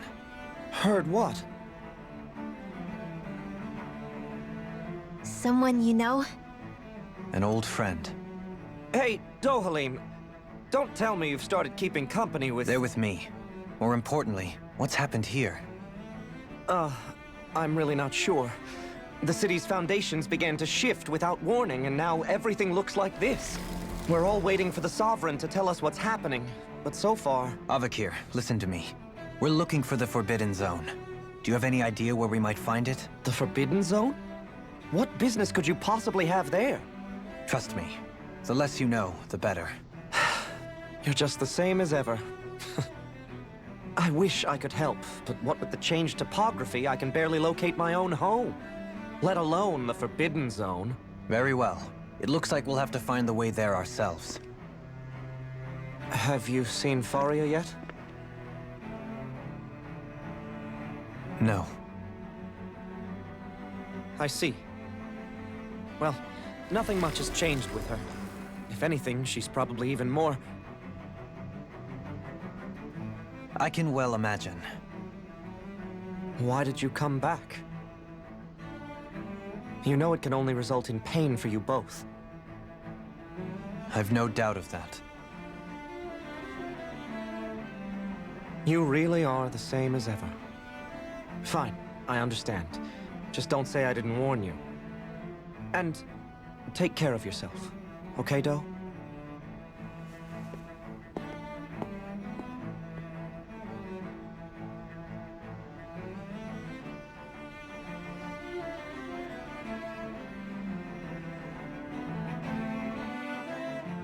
So who's Faria? Law? If what Avakir said is true, it would seem the people of Lenegis are being kept in the dark about what's happening down on Dana. They seem to be just as clueless about what's going on up here in their own world. Despite the fact that it's actually here that the wedge originally came from. We need more information. Let's talk to the citizens, see what we can find out. While we're at it, we can ask them about the Red Woman, too. And don't forget about finding the way to the Forbidden Zone either. Let's leave the talking to Shion. We can't have a bunch of Danans poking their noses around. Good idea. I think that's for the best.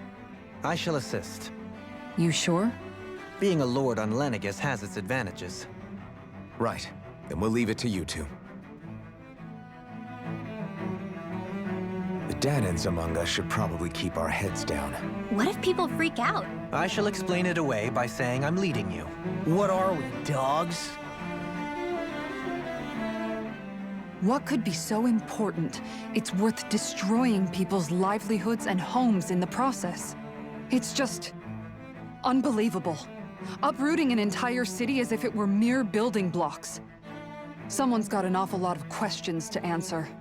From how it looks, they must be siphoning off astral energy from Dana, and then sending it to Rena. But why do all this? What for? Surely they can't be using all that energy for the crown contest. Whatever their purpose, disrupting their siphoning process alone won't be sufficient. Not while we still don't know what their endgame is. He's right. We need to stop this from happening ever again. This Forbidden Zone might be where we find some answers, right? So what are we waiting for? Let's get moving! You heard him. We don't have time to stop and chat. Let's move.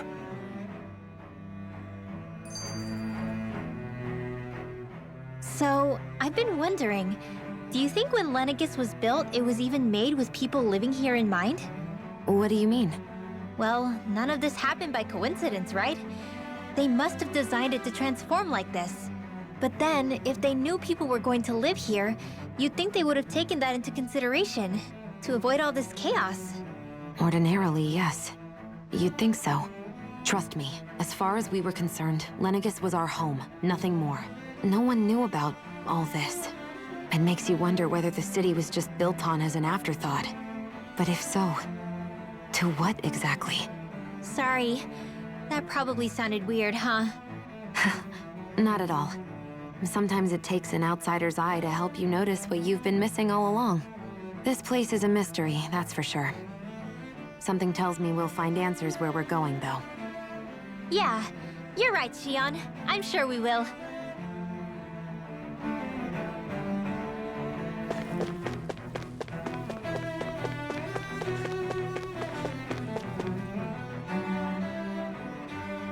Oh, dear me. What an unspeakable mess this has all become. Just look at the state of our city. Even the Zeugles have stopped heeding our commands. Whatever did we do to deserve this? You really have no clue what might have caused this? Would that I have. Alas, there was no warning, no prior decree. His Highness must have deemed it unnecessary for us to know. We have no choice but to grin and bear it. But Do my eyes deceive me? Could I really be standing in the presence of his lordship, Dohalim of the House Ilkaris? I believed he was on Dana. Your eyes do not deceive you. It is I, one and the same. I have returned to fulfill a special duty, the details of which I cannot divulge. As your lordship wishes. First Lenegis mutates beyond recognition, now this unexpected visit? The Sovereign's plans are inscrutable indeed. The Ilkaris house has produced a great many lords over the centuries. I shall be praying for your victory in the latest crown contest. Your good wishes do me an honor.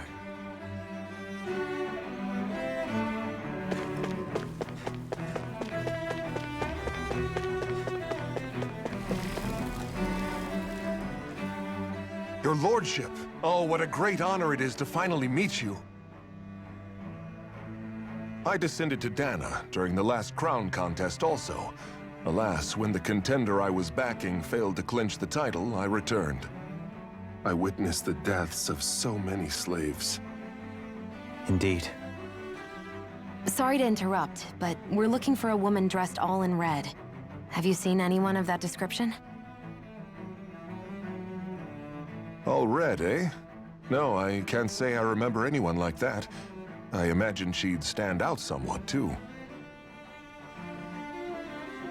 Yeah. What about down on Dana during the crown contest? You didn't see anyone like that hanging around the lord you were serving? What's with all these questions? I've never seen her, okay? Not recently or otherwise. Why do you want to find her anyway? Never mind. Forget I asked. Sorry to take up your time.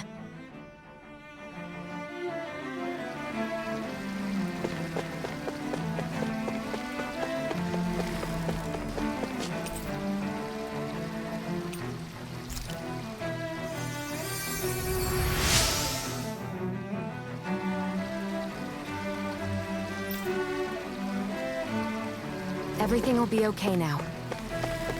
I know the basics of healing arts, but my skills pale in comparison.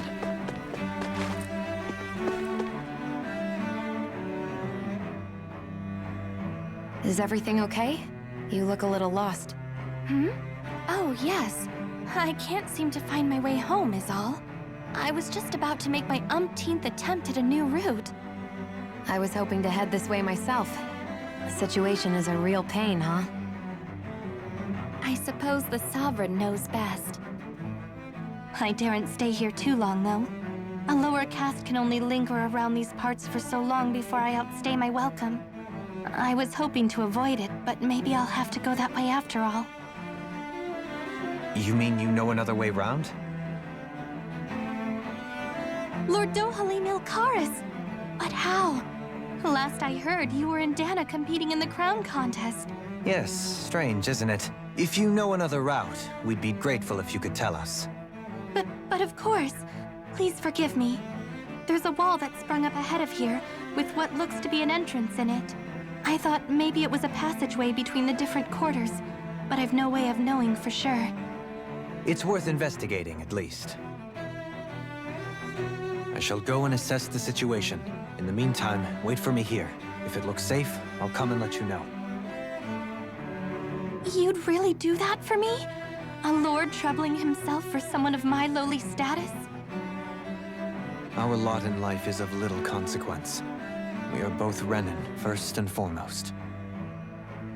Oh, why yes, my lord. Thank you. Well, we've canvassed the city for information. What do you think? No one has the faintest idea what's happened to this city after all.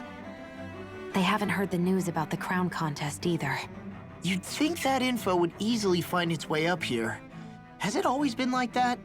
Not to this extent, which would indicate that something's suppressing the truth, that Lenegis is under some kind of control. Given everything that's happened to their city, the people here seem weirdly okay with it all. Yeah, that one guy even said his Zoogle had stopped listening to him. If that's true, these people are in big trouble. Everything that happens here is attributed to the Sovereign's will. It's the way people have been conditioned.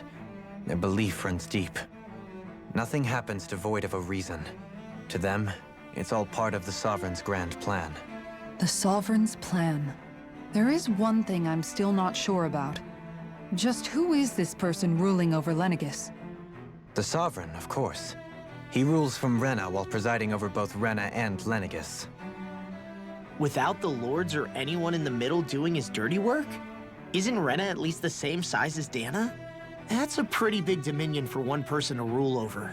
I would have thought ruling Lenegis alone would be difficult enough. The points you make are valid, though I confess I'd never given it much thought before. Here, the Sovereign's total authority is as natural as night turning to day. Come to think of it, I know nothing of the nature of how Rena itself is. Shion, have you ever been... No, forgive me. Have you met or crossed paths with, or even heard of someone who's actually made a visit to the homeland? No, I haven't. Neither have I. In which case, I would imagine that... But no, surely not. Can it really be that no citizen of Lenegis has ever been there? Hold up, what are you getting at, Dohalim? Assuming what I believe to be correct, it's possible that no one on Lenegis has ever laid eyes on the actual Renan homeworld itself. No one but the Sovereign, that is. But what about trade and communication? There's got to be a flow back and forth, surely. Not if the Sovereign is imposing his will on Lenegis single-handedly. It could be a one-way street. But I thought you said that the Sovereign's all the way over on Rena. If that's the case, can he really rule directly over Lenegis from so far away? What if something were to happen to the city, like now? I'm beginning to wonder what the nature of this Sovereign even is. Alphen said he was forced into the role, right? Just before the ceremony. But Sovereign is also the title given to the almighty Renan ruler. So which one is it? Whoever wins the crown contest inherits the throne from his or her predecessor, before becoming ruler over all of Rena and Lenegis. Thereafter, that individual is known as the Sovereign. Though, it would appear that the current ruler has gone silent. As for how Volron factors into all this, at this point, I no longer know what to believe. 3 centuries ago, I became the Sovereign here on Lenegis. No, not just became, I was forced to. Me, a Danon. 300 years later, we cross paths with Volron, who also bears the Sovereign's crest. That's not the only thing we have in common. We both became Sovereign without winning the crown contest. Do you think Volron was made Sovereign for the same reason? Because of that ceremony? I can't say for sure, but it certainly sounds like it. But that would mean that 2 Sovereigns would need to exist at any one time. One whose job it is to rule, and the other for ceremonial purposes. We never did see Volron's body back in Ganath Haros. Is a new ceremony underway with Volron at its center this time? Could that be what's causing all this strange activity here? Wait a second. You don't think Volron and the Red Woman are working together, do you? The ceremony can't go forward without the Renis Alma. The same one that the Red Woman stole. There's something else the ceremony needs. A maiden. And unless there's another one out there aside from me... Questions, questions, and yet more questions. Ones that it seems will remain unanswered, until we can establish the Sovereign's identity. If the Forbidden Zone really is off-limits to everyone but the Sovereign, that seems as good a place as any to start. For the sake of liberating Dana, too. Then it's decided. That's where we need to go. One of the citizens mentioned a passage that she thought might lead to another section of the city. It could point us in the right direction. Let's go find it!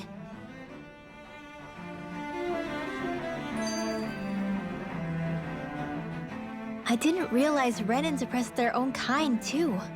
And yet, weirdly, none of them seem to mind. Am I the only one who finds that strange? It is the way things have always been, so no one thinks to question it. You have experience in that regard yourself, do you not? Unquestioning acceptance of your own servitude. Yeah, that sounds about right. Even so, the quality of life here seems much higher than any Danon city we visited. I used to think it was impossible to build an ideal society without wealth. But I suppose having it doesn't always mean people are treated fairly either. More to the point, not a single citizen seems to have even heard of the Red Woman. What if she's not here? What if it turns out we're looking in the wrong place entirely? It's still too early to say anything for sure. For all we know, she might be able to blend in, move around unnoticed. I say we hold off judgment until we've exhausted every avenue. Tell me, Dohalim, has that skill of yours got a name? And what skill would this be, pray tell? You know, when you're talking to people around town. The way they suddenly become putty in your hands. I'm afraid I don't quite follow. I do. It's called friendly intimidation. Look imposing and speak in a deep, booming voice, and presto, you'll have people wrapped around your finger in no time. I would never stoop to such scandalous tricks. Any feelings of intimidation are solely in the eye of the beholder. So there is a knack to it! How do you learn it? Can anyone do it? Now you've got me curious. Is there special training to master? Let's see. An obsession with being elegant is a must. Oh, and it helps to be old-fashioned, too. Bonus points if you speak in a way no one can understand. If you've a bone to pick with me, it'd be quicker to just come out and say it. What? They look up to you, that's all. I'm just helping them along. Hey! What's got into Alvin and Law all of a sudden? I can barely understand a word they're saying. And what's with the weird poses? Was it something they ate? I hope you're willing to take the blame for this one. I wasn't expecting them to take me so seriously. I'll go and have a word with them.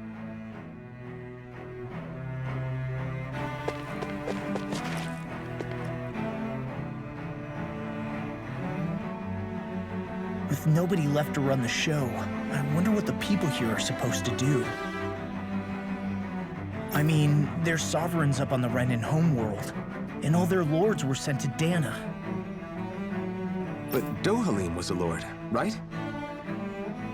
Only current acting lords have power. Renin society is quite strict about such matters.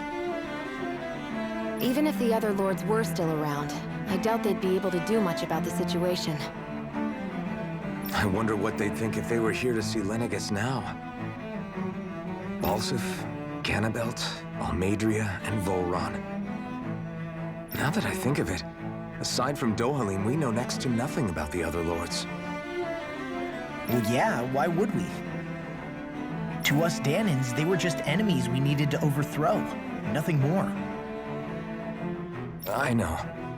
But seeing Renins in their own city, going about their day-to-day lives, it gets you thinking. It feels strange to imagine the lords living here too, you mean? Yeah, a little. If you're that curious about them, why not try inquiring with some of the locals?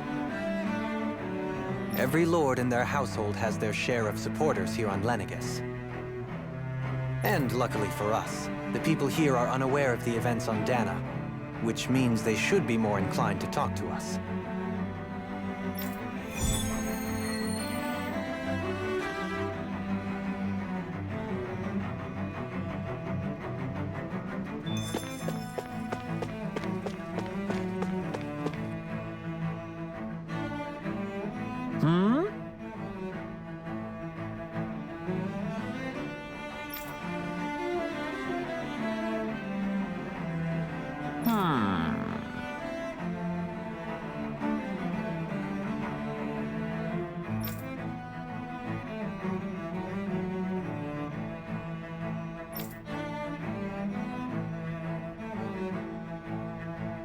Yes!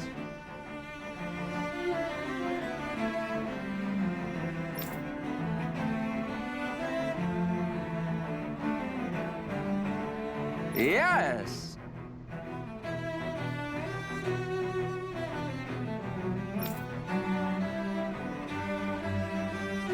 Balsef had it in him to care about someone other than himself? Really? It's possible. A change in position can do much to alter one's perspective. So even he might have had something he wanted to protect.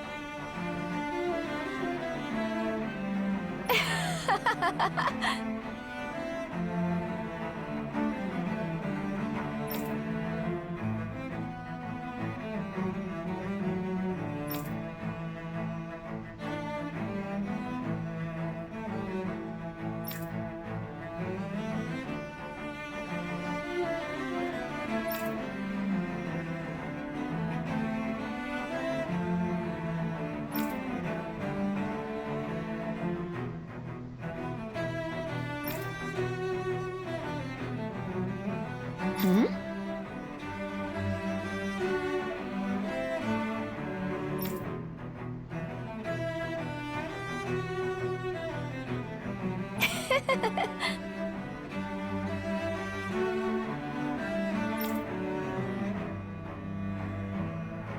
I guess she intended to spread it throughout all of Lenegus then. Good thing the lines were down so she couldn't. It almost sounded like she was praising them too. Maybe there was more to the guy than at first glance. I shall refrain from commenting.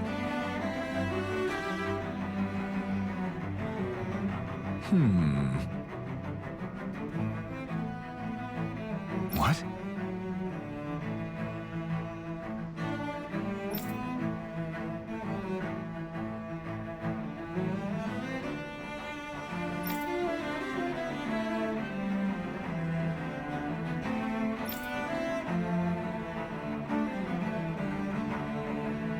Mm-hmm.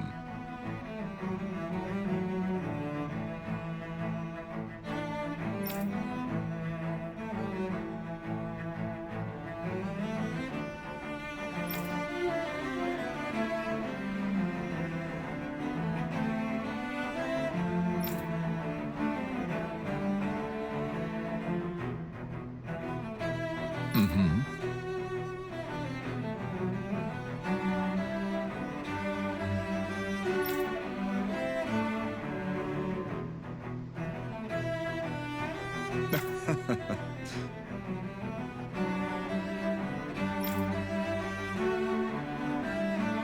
Ganabelt was so horrible to people.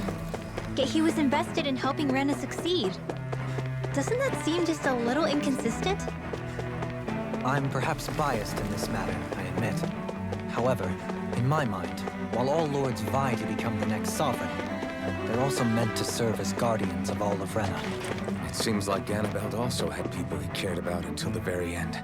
So why couldn't he extend that to us Danans?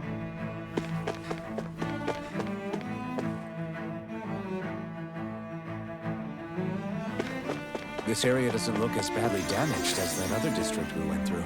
Indeed, the effects of Lenegis' transformation appear to be less pronounced here. Or, viewed another way, this area was simply luckier.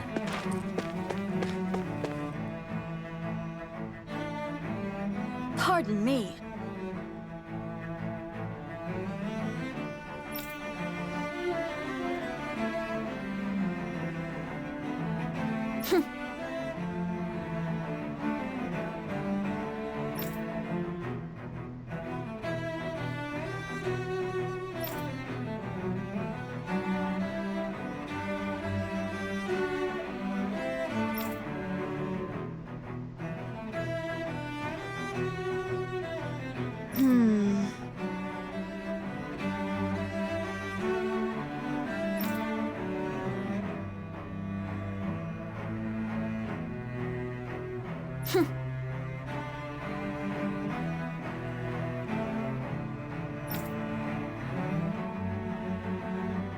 I guess her willingness to stoop to any low came from a survival of the fittest worldview. And some people here not only shared her belief, but championed it as morally right too. That doesn't make it true. Too bad they couldn't see through her. Yeah.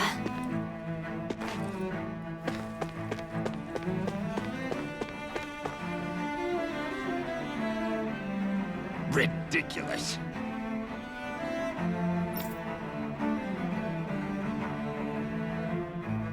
Okay.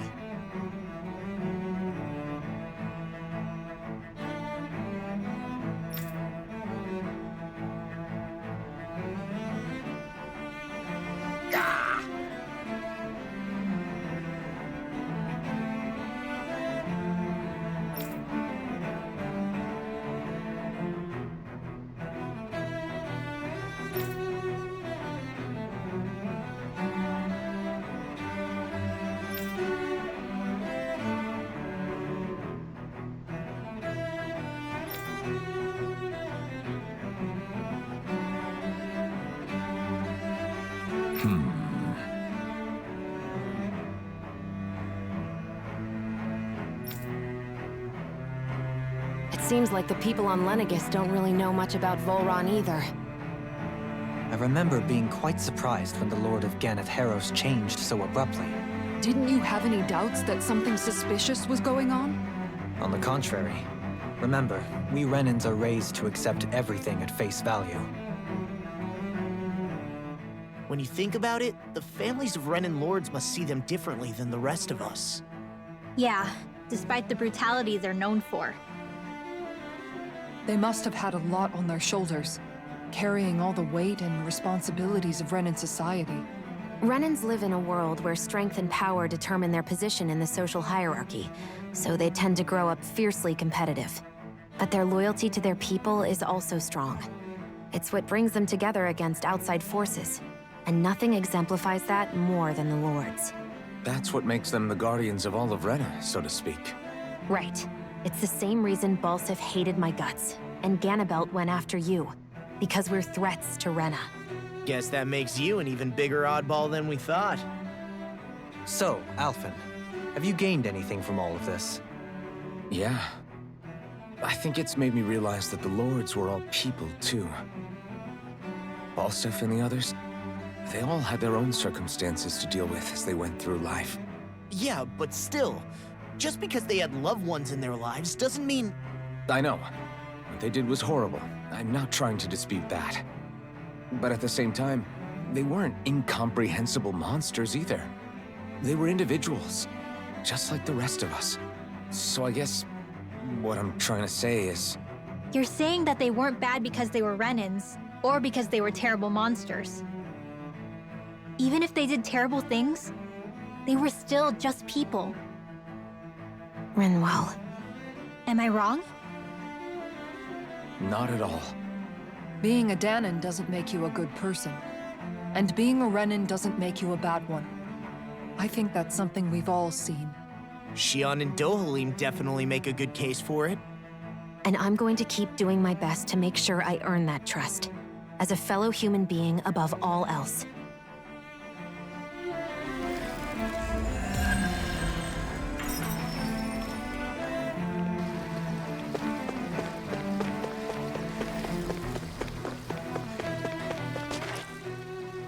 There's something I just don't get. What is it? The crown contest itself has always gone ahead as planned, right? In which case, the current sovereign of Rena should be whoever it was that won the previous contest. Yeah, that makes sense. So, who was it then? Hanfrikt Milgras, the former lord of Cislodia, if memory serves. So then this Hanfrikt whatchamacallem, he's the current ruler of Rena? The last I heard, yes. Though, admittedly, I haven't actually seen him since the end of the previous contest. You're saying that ever since becoming sovereign, he's never actually shown himself on Lenegis? I guess over holocom maybe, but not in the flesh. Same thing goes for the sovereign that came before him. Now that you mention it, I don't recall anyone ever visiting Lenegis from the motherland, sovereign or otherwise. And that never struck you as a little bit odd? When you live here, it's as if you're conditioned not to notice all these strange quirks and discrepancies. The question is then, by whom? And to what end? A new Renis Alma is supposedly created to coincide with every crown contest, meaning each victor is awarded their very own. In other words, if that's true, there should be as many of the things out there as there have been contests. True, but going on what we witnessed in Pelagian, it didn't look like the sort of thing that could be made to order. But if even the victor's speeches have been part of some grand deception, then where are they? Quite frankly, I'm not even sure what to believe anymore. You and me both. Though we are Renan by blood, neither of us even knew that such a thing as a Dark Master Core existed, remember? With any luck, the Forbidden Zone might give us some answers. No use standing around here chatting about it then. Let's get a move on.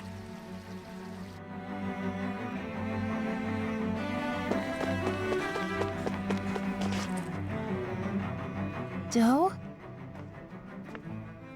Faria. Varia? Isn't that the person that Avakir guy was... But why are you here? Wait, Don't tell me you've given up on the crown contest and come crawling back home from Dana already. Nothing to say? Even though you were willing to kill Tarnigan to secure your position as Lord, you still... Kill? I'm here to take care of something. If you wish to continue this conversation, I only ask that you wait until I'm finished. Oh, of course. You always did prefer to take the coward's way out. Even after 7 years and living on that Danon rock, you haven't changed one bit. But let me tell you, I haven't changed either. Not a day's gone by the past 7 years that I haven't hated you. If killing me will bring you peace, then so be it. Dohalim, what the hell are you saying? First, I have business to take care of. If it's vengeance you seek, I will grant you it. But you must wait. My sins are legion. Let me finish what I came to do. Then you have my word. I will let you do whatever brings you peace.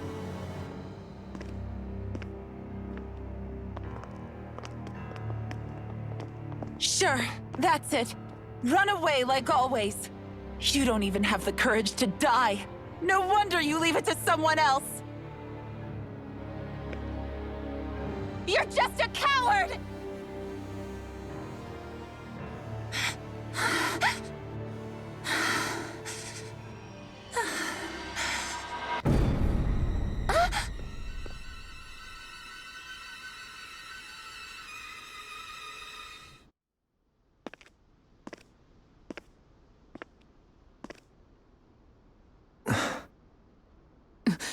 Dohalim. I apologize that you had to witness that. Is it true? What she said about you killing someone? Each of us have our pasts. I am no exception. Before, back in Menancia, you mentioned having taken a friend's life over the throne. Is that what she meant? The mistakes I made there were not my first, and may not be my last. I will say no more. Did you mean what you said? About letting her take your life if she wanted to? She has more right to my life than anyone. But you can't just... Whatever happens, I have sworn to put an end to the crown contest, and to ensure continued coexistence in Menancia. I have no intention of expiring before I do so. There are far too many questions I still seek answers to. Besides, you have just as much reason to kill me as she does. Dohalim! Forgive me. Some things are best left unsaid.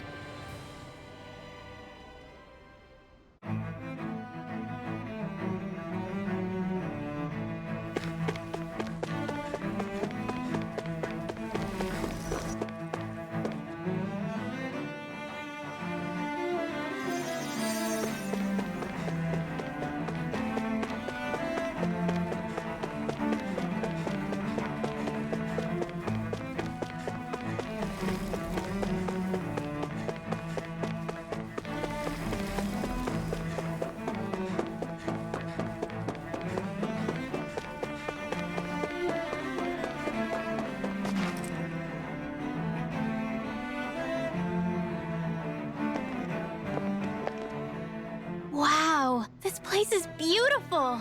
Yeah, it must be some sort of rest and leisure area for the locals. You think? Man, these Renan sure know how to live it up, don't they? Is something the matter, Dohalim? Before I went down to Dana, my friends and I, we used to gather at this very spot and play music together. Avakir, Faria, and Tarnigan. That was a lifetime ago now. Tarnigan. He was the one that Faria mentioned, right? He was once my dearest, closest friend. As well as Faria's betrothed. Despite Faria's lower-class upbringing, she possesses a tremendous talent for music. Entranced by her playing, I helped her overcome her sense of inferiority and introduced her to Tarnigan and Avakir. It was a time of great joy. 4 people bound only by their love of music, with no care for social standing. Only the next song, the next melody.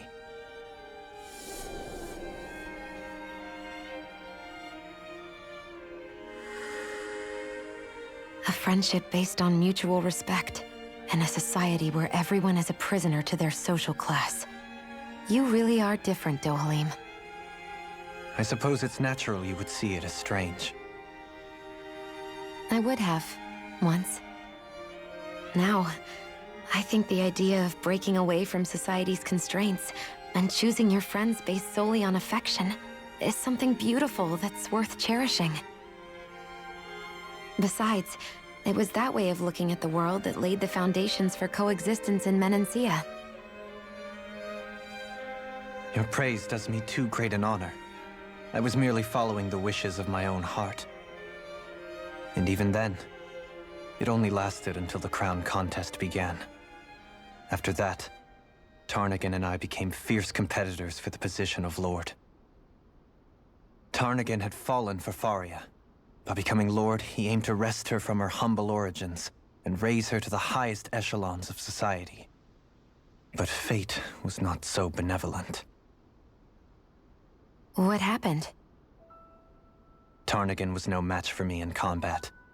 On a level playing field, he wouldn't have stood a chance. But he was desperate and low on options, and he couldn't stand the thought of defeat. You mean he resorted to dirty tactics to try to win, right? But then why does Faria think... Wait, don't tell me she doesn't know. How could I tell her? Combined with the trauma of losing her beloved, and by her friend's hand, no less. She would have been devastated. So instead you let her go on hating you, so she could use that hate as a crutch for her grief? That's not the same as running away, though. It is exactly the same. Unable to face the loss of my friend and the burden of my duty.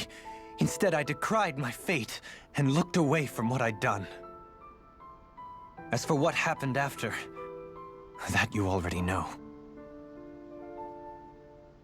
But if you hadn't become Lord, Menancia wouldn't be what it is now. The Danans there would still be suffering under Renan oppression like before. Shion's right. What other lord would have treated me as you did? Anyone else and I would have been dead long ago. You've saved so many people, Dohalim. You saved me. It's thanks to you that I'm here today. So, try not to blame yourself. The burden you've placed on your own shoulders is too much for anyone to bear. Frank as always. But I shall do my best to heed your advice.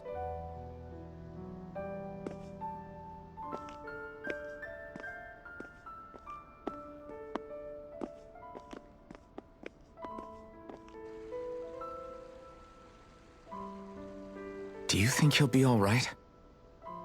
Yeah, I think so. He's got Kisara. It's important to have someone like that. I didn't realize how difficult it is just to be there for someone. Sometimes just knowing someone's on your side can be enough. And he knows, Shion. I promise he does. I hope you're right.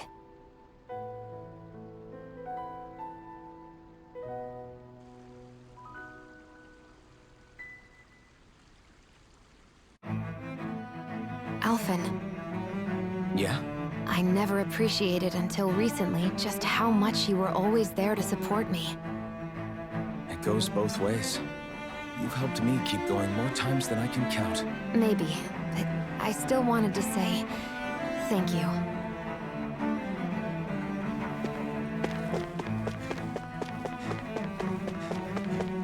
I see a medic and supply officer over there. If they know you're with me, they'll likely offer their assistance.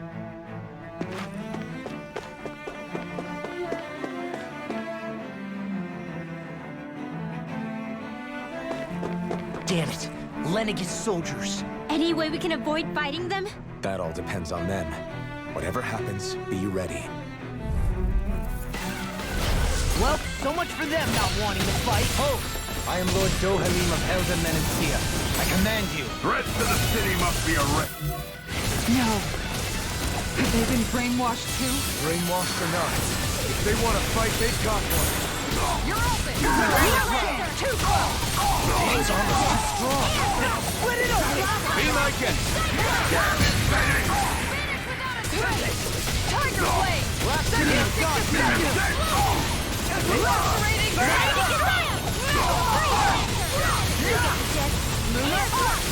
Perforating Howl!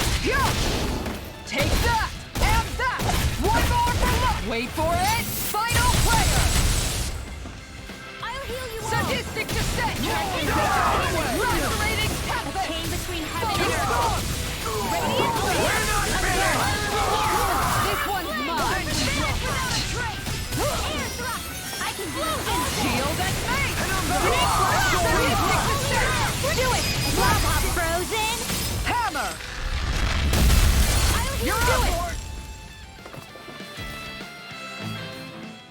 Those soldiers seem different from the citizens we've come across so far. Yeah, they weren't big talkers, that's for sure. They just attacked without warning. They weren't in the least bit fazed by Dohalim's presence either. Indeed. They seem to recognize us as enemies, nothing more. And yet, traditionally, Lenegis hasn't been high on threats. A few frenzied Zeugles during experiments here and there, but not much else. Their glazed-over eyes reminded me of the soldiers and slaves we met back in Ganath Haros. The ones in blind devotion to Volron. I've never seen anything like that here on Lenegis before. Maybe someone doesn't want us here, and the soldiers are their way of letting us know. What with the Red Woman, the Sovereign, and Volron, we're starting to develop quite the growing list of adversaries. At least we'll know to keep our wits about us.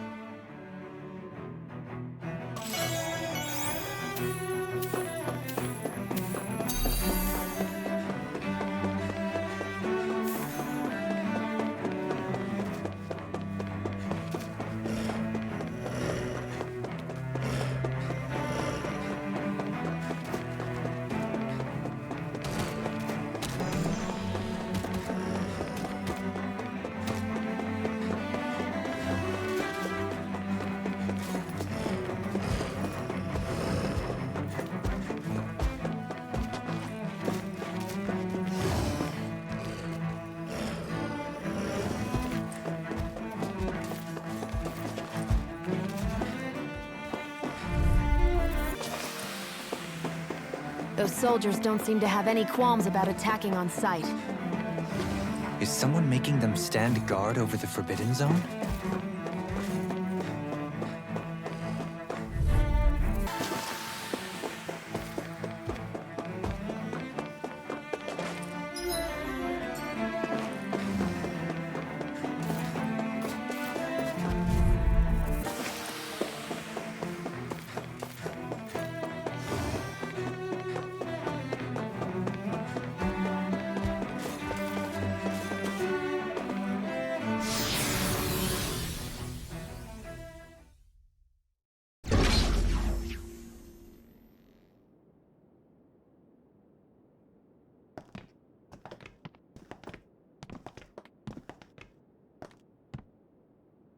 This must be it.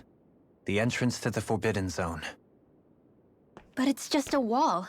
How do we get through? Whoa, we? I thought this was Sovereigns only. Alphen.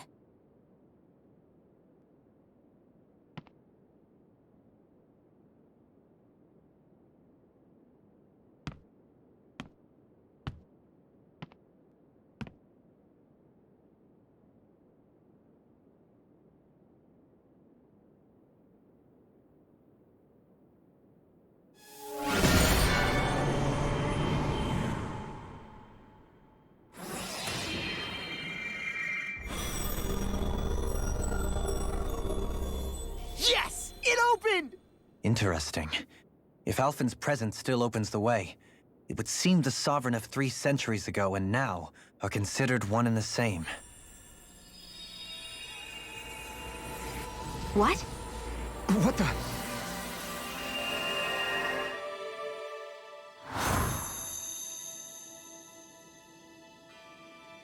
Alphen. You again. Tomorrow's the spirit channeling ceremony. We'll finally play our parts as the Sovereign and Maiden. How have you been feeling? What am I sovereign of? Shuffled from lab to lab, always treated like an experiment. Whenever they look at me, all they see is a Danon. I don't even know what their precious ceremony's for, let alone what they're going to force me to do as the Sovereign.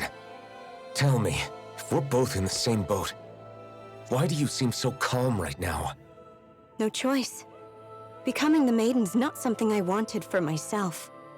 But they said Rena's prosperity depended on it.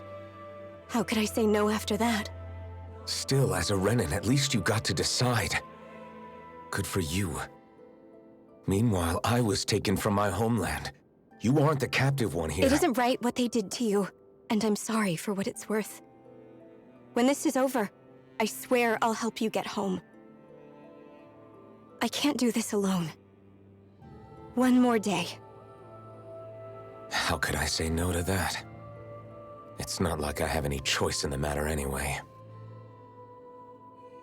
So, what's your name? It's Naori. Naori Imaris. Try to remember this time. You don't act like them. Like the other Renans, I mean. How come you treat me like a person? Because you are. It's true we come from different worlds. But neither one of us asked to be here right now. In that sense, you and I are much the same. We couldn't do this. We wouldn't be able to talk to each other as people if we didn't see the humanity in each other. So I suppose the question you should be asking is, why wouldn't I treat you like one? You're not like the others. Maybe they're not like me. Here's what we'll do. We give them their damn ceremony. You get me to Dana. That'll be the end of it. I'm taking you at your word on this. I'm trusting you, not them. Naori.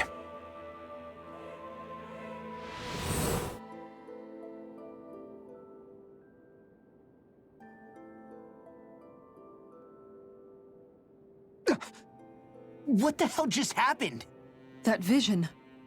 Did everyone else see it too? That person Alphen was speaking to, she looked exactly like Shion. It was Naori. Naori Imaris. Isn't that right? Yeah, that's right. She really does look like Shion. I'm beginning to see why Alphen was so confused.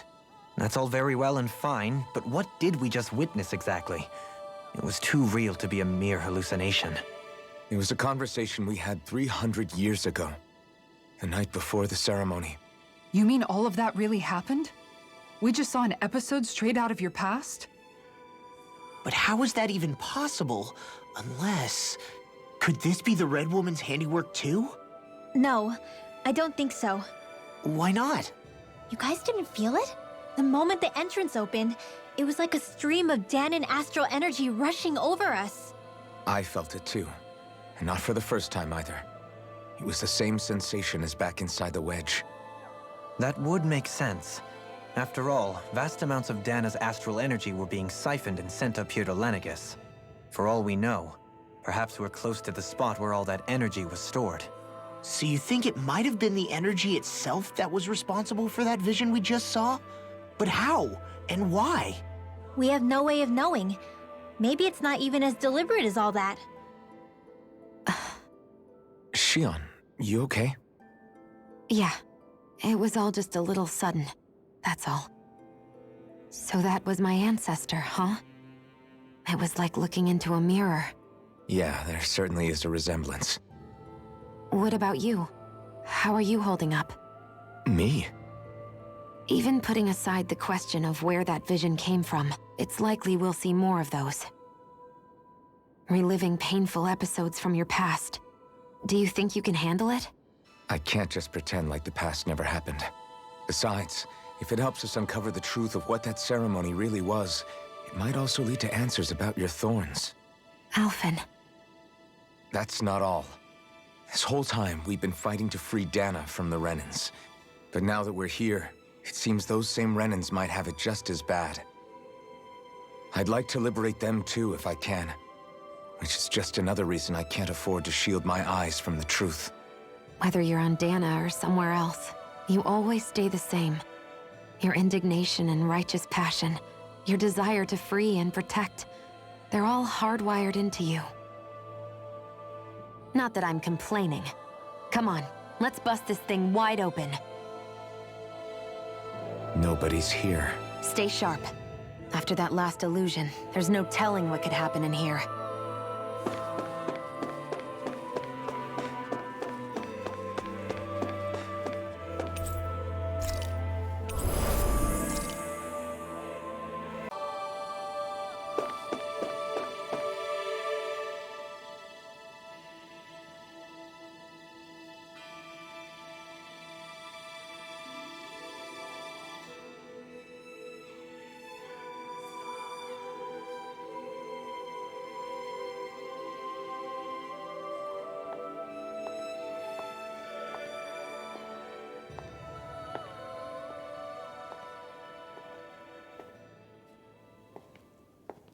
Faria, how did you get in here?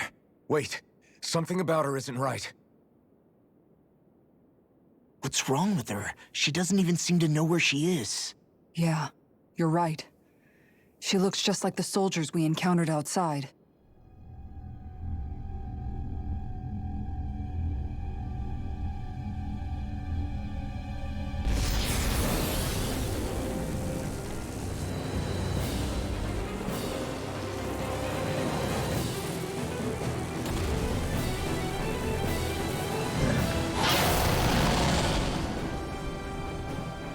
A summoning? But that's preposterous.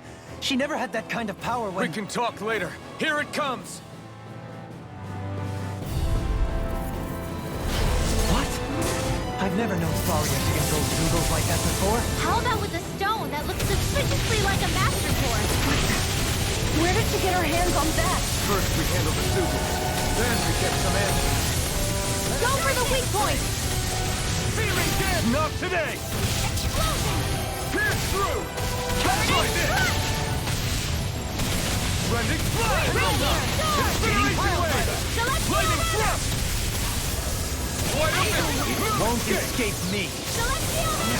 Feeling dead! Everlasting shock! Dance on the wing! Thunder of devastation! They might Try harder! Not a chance! Now! You're mine! Try harder! Tempest Whirl! Burning Blood! Feeling gale! Striving yours! Thunder! Sorry. Try harder! You're mine! Meteor Storm! Feeling gale! Air Thrust! Gemini Incineration wave! Try harder! My turn! Dazzle! Lightning Orb! Burn! You're mine! You get the gist. Will this help sleep now? You escape! Do it! Thunderous devastation! Zara, go for it! Prepare to crumble. Magic is out! And here! Take this! Healing Circle! I'll be saving this one! Feeling gale! Storm! Wind Astral Energy! More with that Ice Tornado! Thunderous devastation! I'll heal you all! On your knees. It's gonna attack! Right, watch out! The water Incineration wave! Tidal Wave! Another incantation ruined. Thunderous! The flame inside is yours if you let free! Rage. Leave the charge to me. Holy Circle. Captivity. Elusive deity. No dawn can break this night. A newborn future. The past is hereby severed. Epochal severance. Will this... Thunder Here I Field! come! Everlasting Healing shock. Astral Energy! Here I go! Hurricane Thrust! Here I come! Annihilation! Deny. keeps charging us! That's what my shield's for. Get behind me. Good! I'll leave it to you! Searing Gale! Thunderfang! Take this! It's too much! Hurricane Thrust! You're mine! Burn!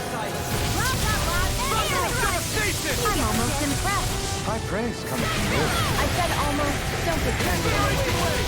Lightning Thrust! Thanks so much. What's about to strike? Look sharp, everyone! I'll heal you all. Healing circle.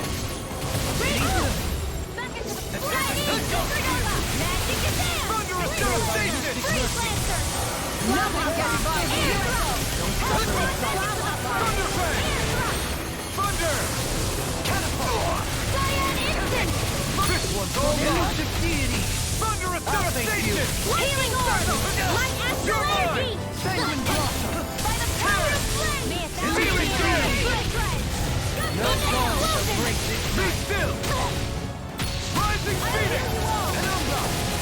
Soaring Light Sphere! I'm ready. Look sharp! Lightning Tiger Blade!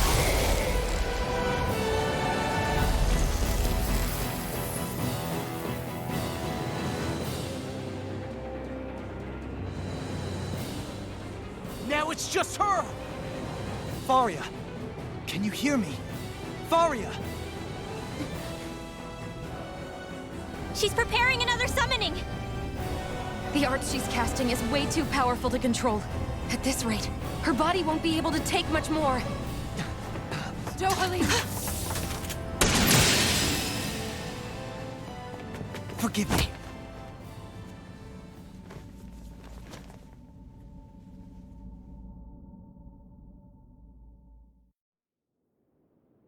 Man, I thought we were goners. Everything okay? Yes. She's only unconscious. Not her. I meant you. Shion, please. Can you treat her?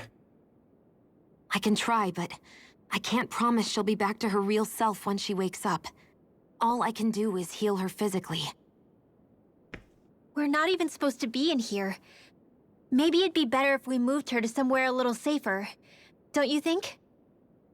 In that case... I'll take her off your hands. You? Avakir, what are you doing here?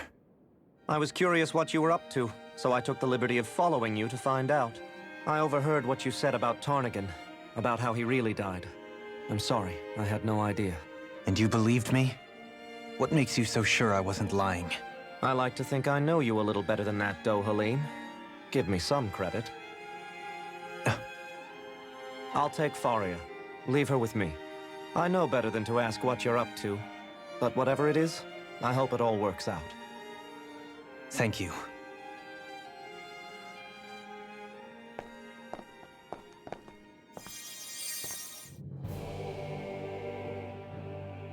He seems like a good friend. He hasn't changed. He never was one to stand out. Instead, he was always hanging back, worrying about everyone else. As for Faria, it's always the closest to me who get hurt. You don't seriously blame yourself for what happened to her, do you? Somebody got to her, to strike back at me.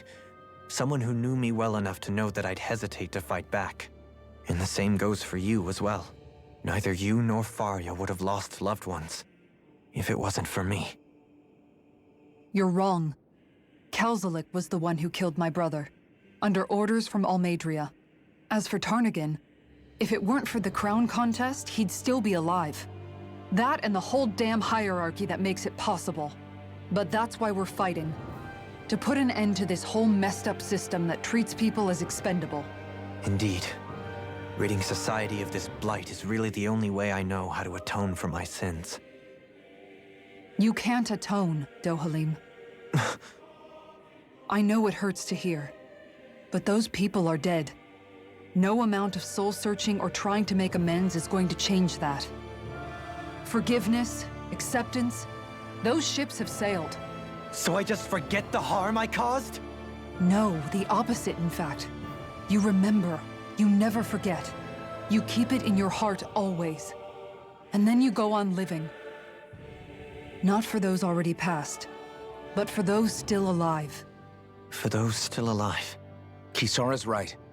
So long as we've still got breath in our bodies, we can make a difference in the lives of others. Lives being the operative word. That's what living's all about. Being able to still make a difference. Punishing yourself for the past won't make the pain of your conscience go away. Only fixing the problem in its stead. Is that what you're saying? That's right. You have to live for tomorrow, Dohalim, not for yesterday. And not only that, you need to live for yourself, and for the change that you still can be. I shall try. Don't forget, we've still got a mystery to solve. The Forbidden Zone, remember? Shion, Huh? thank you. You have my deepest gratitude for what you did for Faria. Glad to be of service. I'm glad we could stop Faria without hurting her. You all did much for her as well. I'm most grateful. Oh, shucks. We're on the same team, right? Let's move on. Do you think Faria was really being controlled by someone? Certainly seemed that way. The question is, who? The Red Woman? The same person who's behind all of this, I'll bet. Whoever that is. Brainwashed or otherwise, the feelings of resentment she holds towards me are real. Someone used her because they knew we'd hold back. If that's not playing dirty, I don't know what is. It does tell us one thing at least.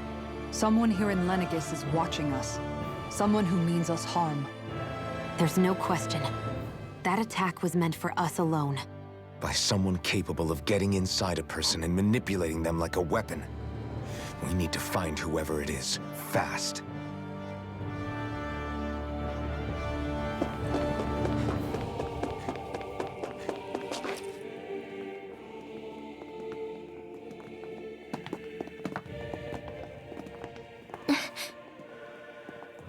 What is it, Rinwell?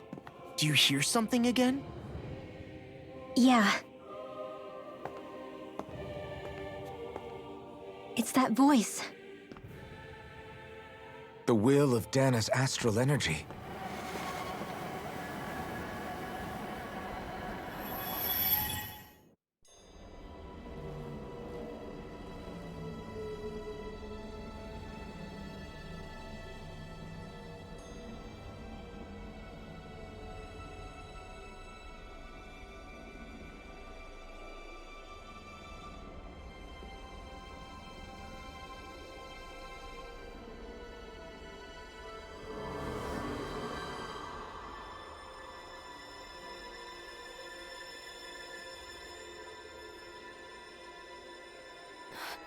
What? There's so much astral energy. But where's it all coming from? It's almost like it's alive.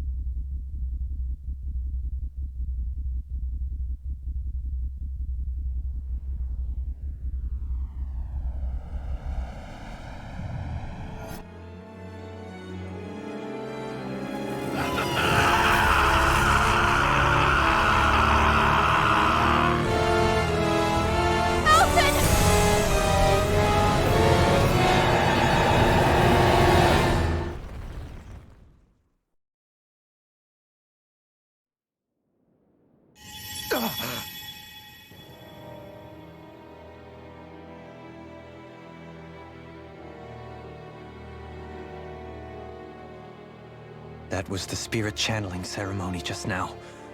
No, it was more than that. What the hell was that? It felt like everything was on the brink of Like the whole world was seconds from... Oblivion. It's the same vision as the one my thorns show me. A vision of impenetrable darkness that swallows up us and everything else. An empty void.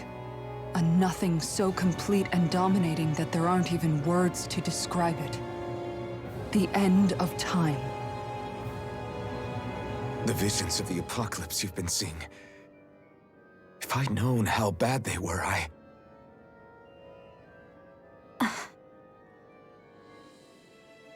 So, everything we just saw, those were Naori's memories, right?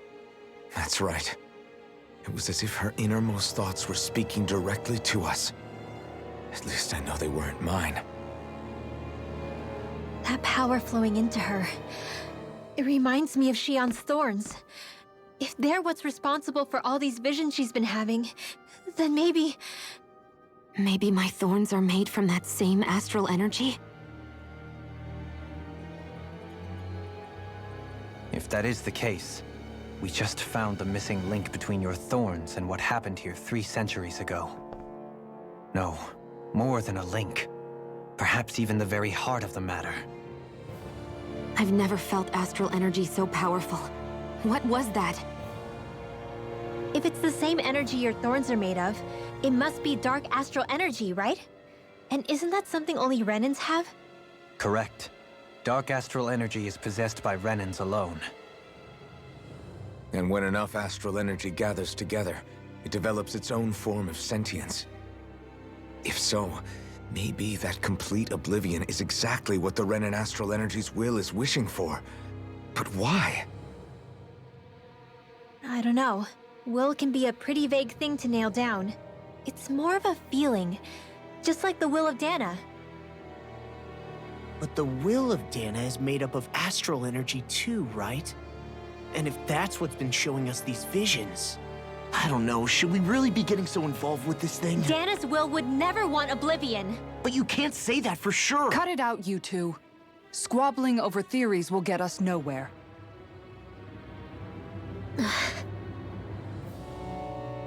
Let's keep moving. If it's Dana's will showing us these memories, then I'm as clueless about its motives as any one of us. But if it could lead us to the truth, then I want to find out more. Shion's right. All we can do is keep going. If these really are Naori's memories we're watching, there could be truths in them I was never aware of. And I think they may be the kinds of truths I need to confront if we're going to keep fighting. I'm sorry about what I said earlier. Come on, let's go. Finally, we begin to understand what the thorns are. Yes, and their source. A ceremony that occurred 3 centuries ago. But we still don't know how to get rid of them. I just hope we can find a way. That vision we saw, it was as if it was meant specifically for us. What do you make of it? Do you still think the will of Dana might be involved somehow? Maybe it's trying to tell us something. But what? Well, it could be supernatural. You know, like seeing dead people, messages from beyond the grave, ghost-type stuff. That's your grand theory? That we're being haunted? Come on, Law. Wait. He might be closer to the mark than you think. What if a person's thoughts and deeds were to somehow become indelibly etched into the ether of a place? And what if those with a connection could then somehow pick up on them?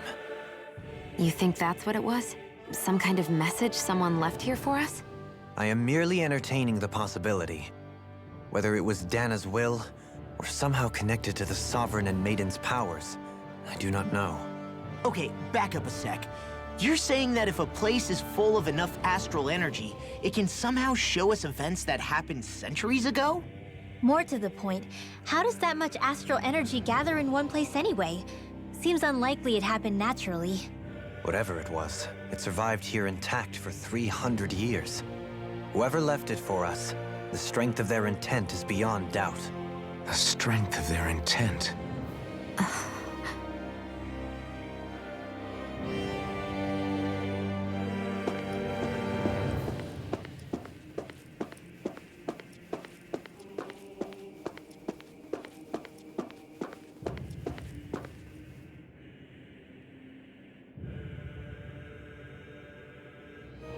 Soon, you might very well learn the truth behind Shion's thorns. As well as my own, I have to be ready to face anything. Whatever happens. I'm determined to save Shion and Dana. Nothing I learn can change that.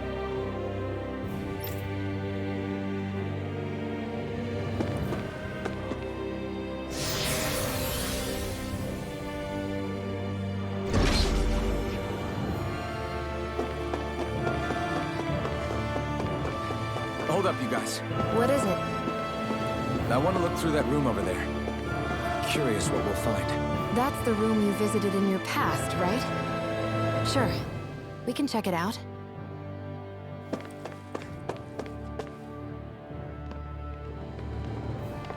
This looks like some kind of research facility.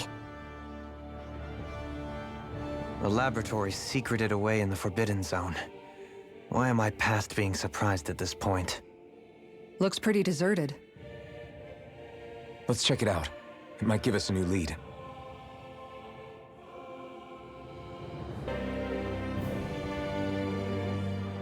For the people of Lenegus, the Forbidden Zone is the stuff of dreams. Yet here I am, standing within its hallowed halls. It's off limits even for lords, then? Talk about an exclusive club. Being exclusive is one thing, but how many important facilities let in only the Sovereign?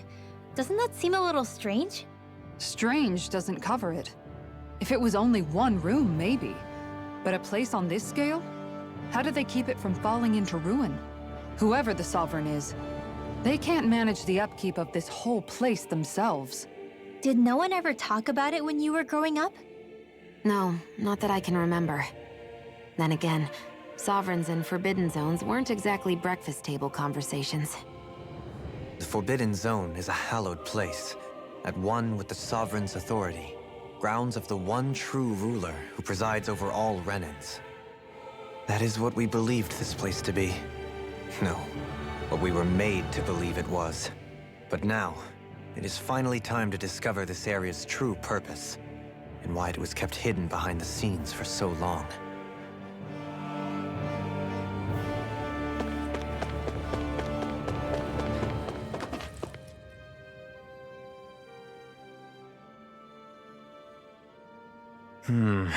I think I can make this work.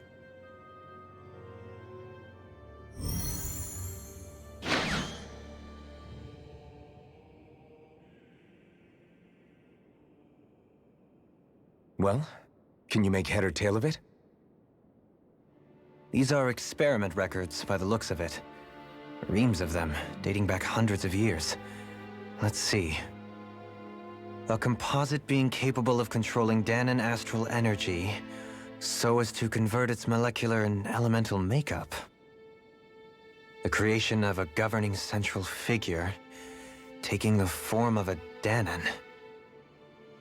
Codename Sovereign. Sovereign? Wait, there's more. Research into utilizing force field crystals for the purpose of stable astral energy containment. That must be the Master Cores. With all this raw data, there's bound to be records here somewhere about the Maiden and the Lords, too. About the Lords? Why would they be on there? Think about it. The Lord's crests are clearly of a piece with those of both the Sovereign and the Maiden. Not to mention the fact that the contenders to the crown are selected from otherwise regular Renan citizens. In other words, it may be that all Renans are unwittingly being made subject to some kind of grand scheme. What about the Sovereign? Does it say anything else? Where do I start? All I've read so far is the headlines. There's so much here. To sift through all of it would require specialized... Wait. What is it? Did you find something? It's a list of names, with the title, Test Subjects, Sovereign. It's your call. Read it. There must be dozens of test subjects listed here. Hundreds even. All of them failures. Wait, I think I've found one that was successful. Test subject number 1273. Ethnicity, NA. Unique Adjustment Index, Generation NA. Given name, Alphen.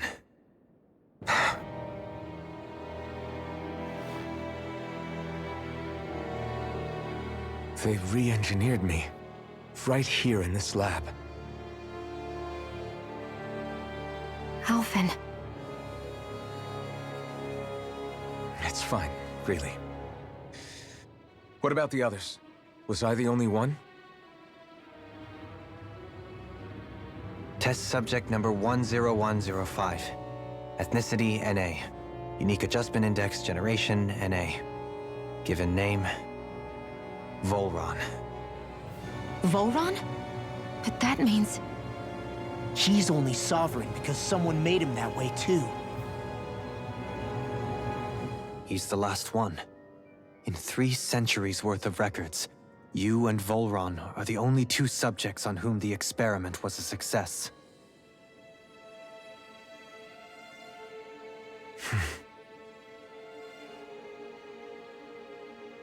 But what about the winners of the crown contests? Does this mean that none of them were ever crowned sovereign after all? Upon victory, the Sovereign shall return to Rena and rule over Rena and Lenegis combined. When a new Sovereign is decided, the outgoing monarch shall relinquish their post and live out the rest of their days on Rena. So we were told. But according to these records, there have only ever been 2 Sovereigns, neither of whom had anything to do with the crown contest. It's all lies, including the part about the Sovereign residing in Rena. The crown contest was never about deciding a new ruler. It must always have been devised for some other purpose. But even supposing that's true, someone must have been in charge for the past 3 centuries, right? If it wasn't the Sovereign, then who was it? Crown contests have been held this whole time, in spite of the fact that there was already a Sovereign. Me. Meaning that for the past 300 years, someone out there has to have been maintaining that lie. The same person I'm willing to bet is behind all this. The Red Woman? It's possible. But that doesn't necessarily mean she's the mastermind behind this scheme. She could be working for someone else. Someone back on the Renan homeworld. Either way, it's fair to say she's definitely involved somehow. What about the data records? Is there no other information that could help us? Not that I can see. Just file upon file of experiment results. There's nothing here about who's behind all this, or what their endgame is, unfortunately. I've barely managed to scratch the surface, mind you. You won't be able to read through it all, but you're welcome to take a look through what you can, while we're here. I'll do that.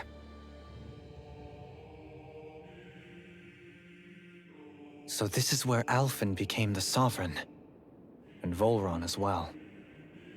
The significance of this location would suggest... Hey, it looks like the terminals in here turned on too. We should look through them. They might contain valuable information. Only 2 Sovereigns in over 300 years.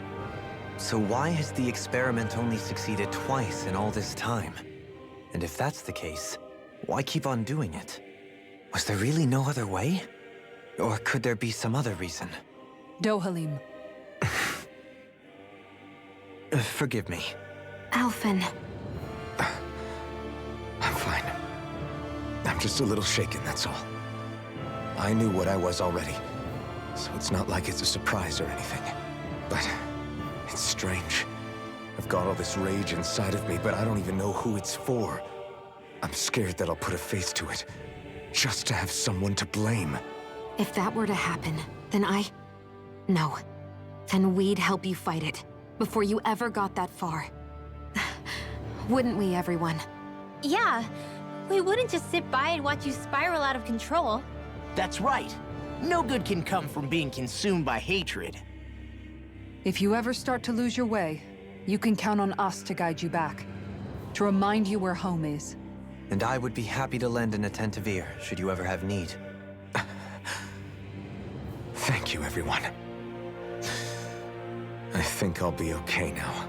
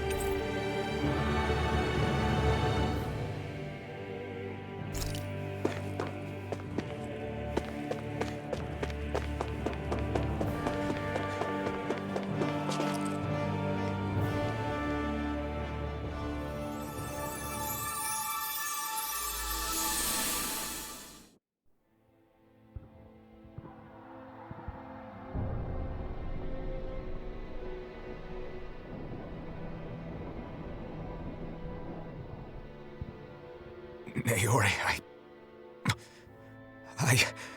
Don't talk. I have to do this. I gave you my word that I'd help you return to Dana. The next time you open your eyes, you'll be home. But you... My place is here with my people. I still have a duty to fulfill. I'm sorry for what you've endured. Renan never should have dragged you into this. It's not your burden to bear. But... The mask contains a sedative. It should keep your mind from tearing itself apart any further. Let yourself go to sleep. This should help with the pain.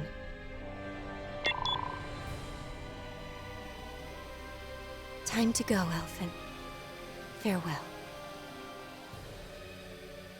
Naori... His injuries are worse than I thought. Short-term treatment isn't going to cut it.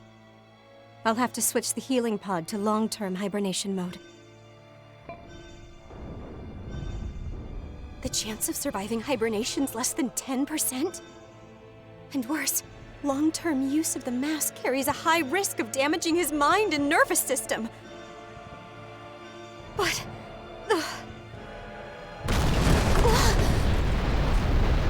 If I don't head back, Lenegis will be nothing but ashes, and this starship along with it.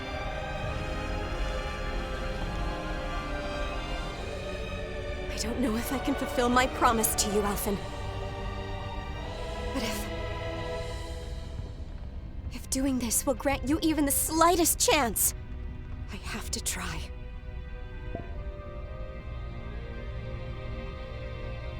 I hope it's enough.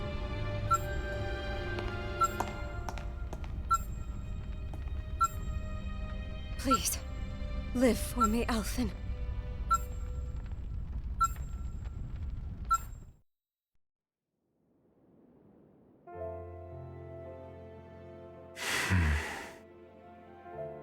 That vision. It must have been from when Naori helped Alphen escape Lenegis. She sure went above and beyond the call of duty. Even with Lenegis crumbling down around her, she chose to stay put with her people. So that's why you lost your memories and sense of pain, and why you were asleep for that whole time. It was all the result of one agonizing decision Naori made to save your life. Yeah. If it weren't for her, I wouldn't even be alive today. I owe her everything. More than I could ever hope to repay. Now that you know how she felt, how do you plan on honoring her wishes? She kept her promise.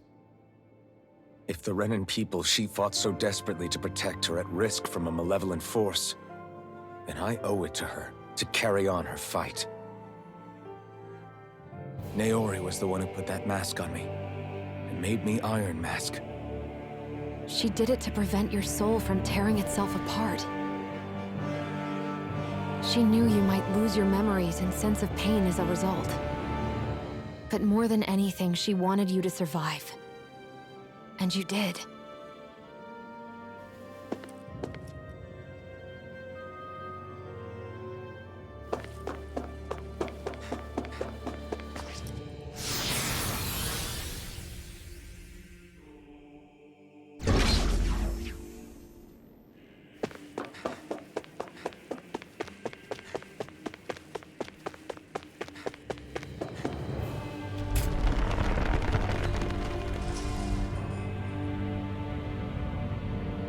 This place. We've seen this in one of Naori's memories. Of course.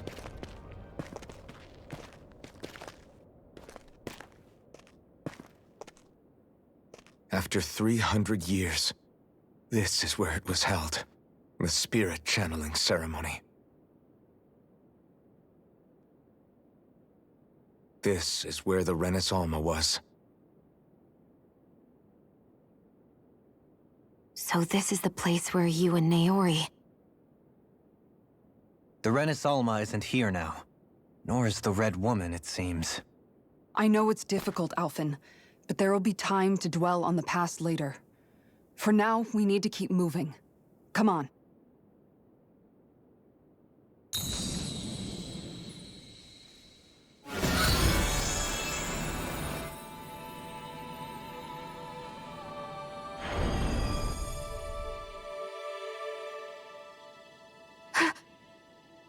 Naori.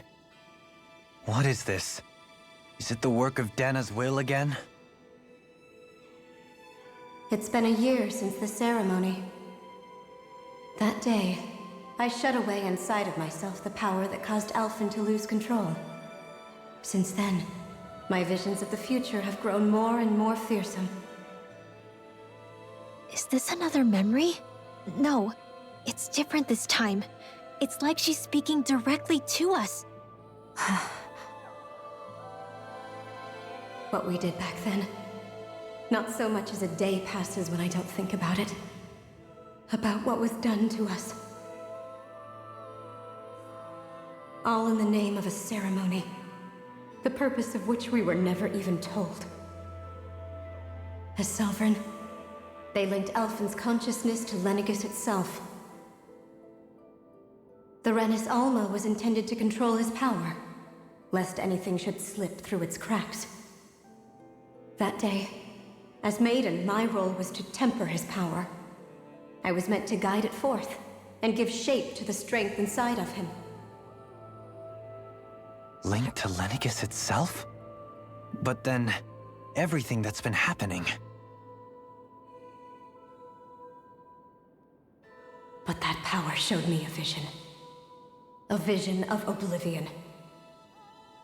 When I realized that vision was a prophecy of the apocalypse we were about to unleash, I couldn't go through with it. But without a maiden, the ceremony was doomed. Alphen lashed out, his consciousness no longer his own. I did what I could. Using my abilities as the maiden, I tried to seal that power away inside of me. But it was too late. Lenegis had already been brought to its knees. Thousands upon thousands of lives so cruelly snuffed out. All because of me. Because of what I had done.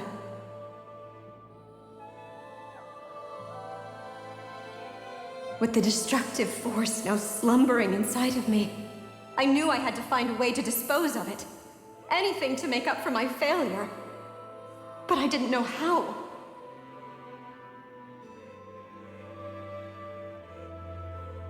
Especially since that power was astral energy itself. In which case, ironically enough, the Renis Alma seemed to be my best bet. That, at least, would hold the astral energy dormant. Assuming that no malevolent third party got to it first. With the Sovereign and Maiden's combined power, perhaps I could shift the chaotic energy inside me into the Renis Alma instead.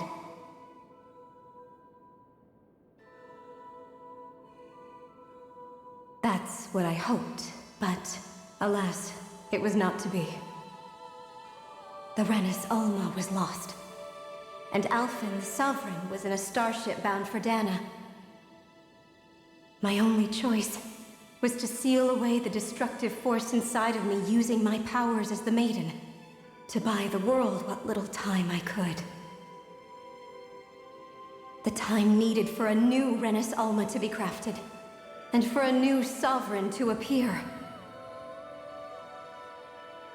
Even if by doing so, it meant I would be passing the curse onto my descendants as well.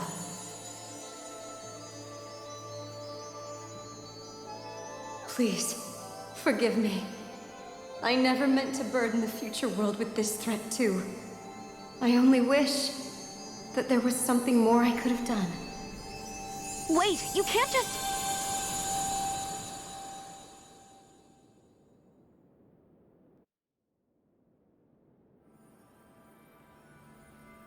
Naori. That message just now, was it directly from Naori? Or was it the Danan voice speaking through her?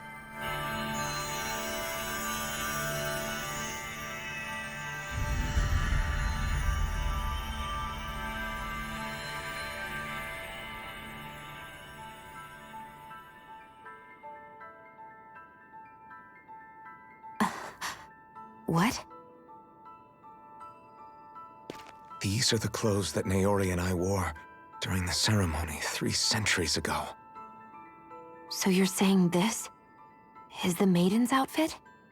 That's right. These clothes are designed to resonate with the Sovereign and Maiden's abilities. They focus and enhance them.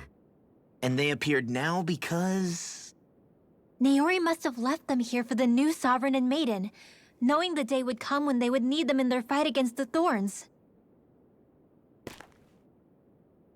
These outfits are directly linked to the answers we've been chasing this whole time. If they're here, it must mean it was Naori's will for us to find those answers as well.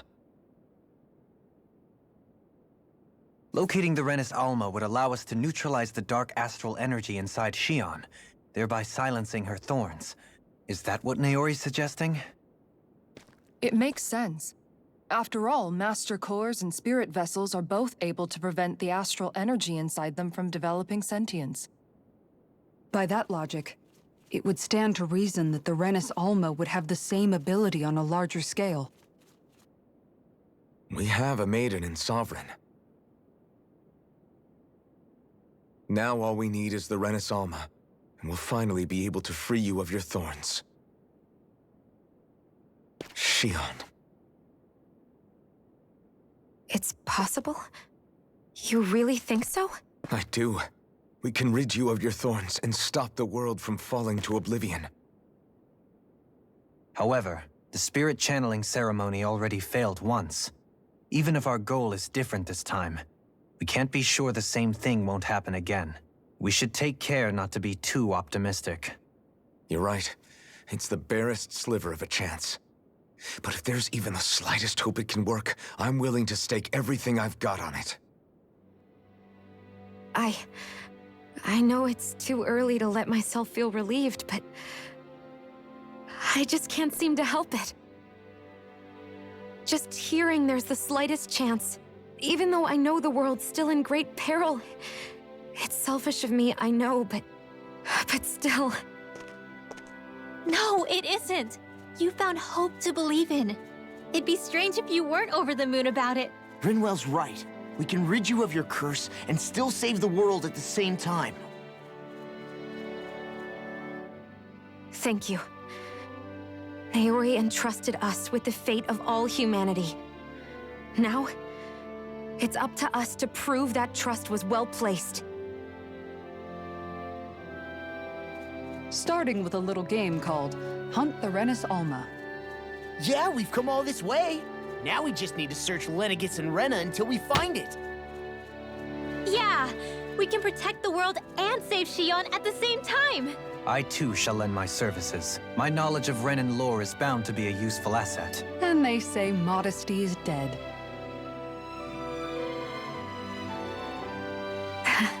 Miracles just seem to follow wherever you go, huh? How do you know it's me they're following? We're all in this together, Xion. You included.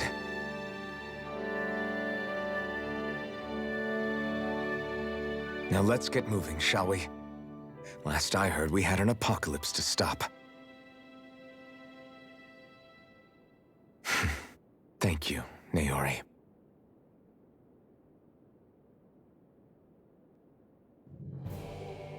So Naori sealed away the power that made me lose control of myself.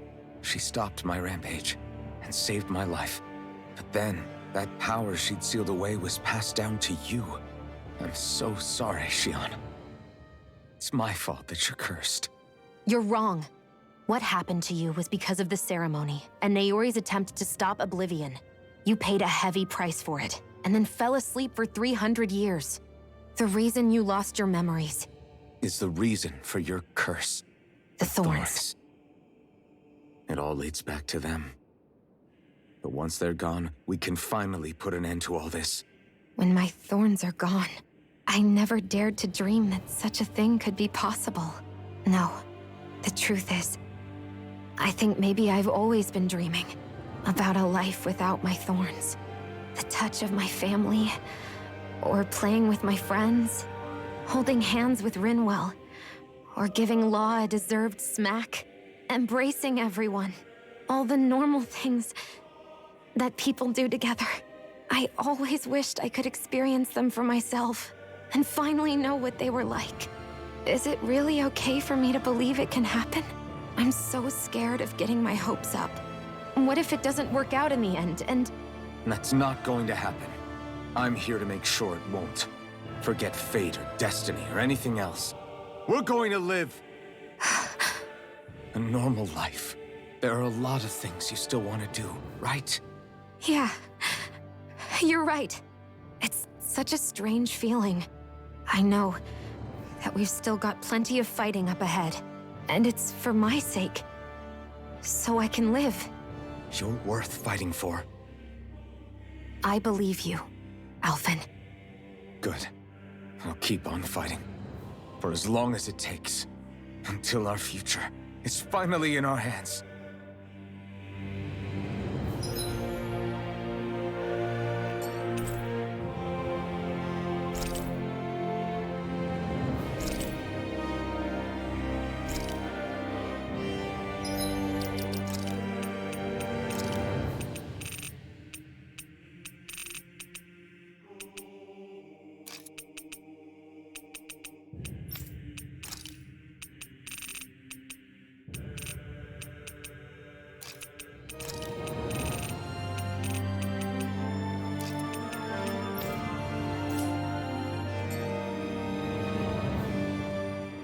Sounds like this Naori chick had quite the big heart. Her position demanded nothing less. From the sound of things, she didn't focus on differences, least of all those between Renans and Danans. Yeah. It was Naori who first showed me that such a thing was even possible. And then she saved my life by sending me back home to Dana. Not only that, but she willingly stayed behind on Lenegis for the sake of her people. It sounds like she was quite the hero, all right. A truly caring person. It's as if walls meant nothing to her. The ones separating the Renans from the Danans, or herself from others. She had no need for them. Which basically meant that she never had anything to break down in the first place, huh? Yeah. I think you may be right about that. You inherited that legacy. Her wish for the world. Don't I know it?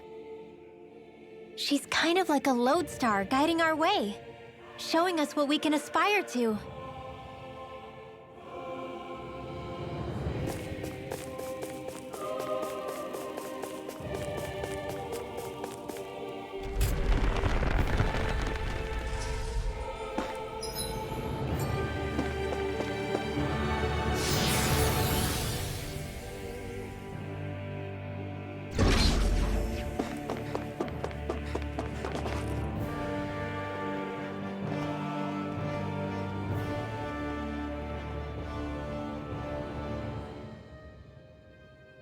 That's quite some door, all right.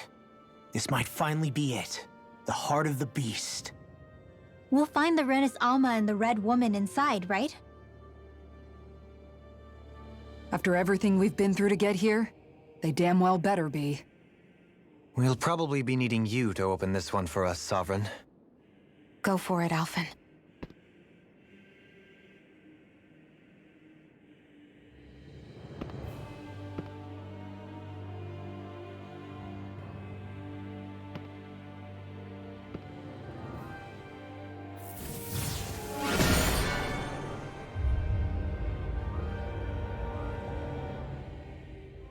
This is it, guys.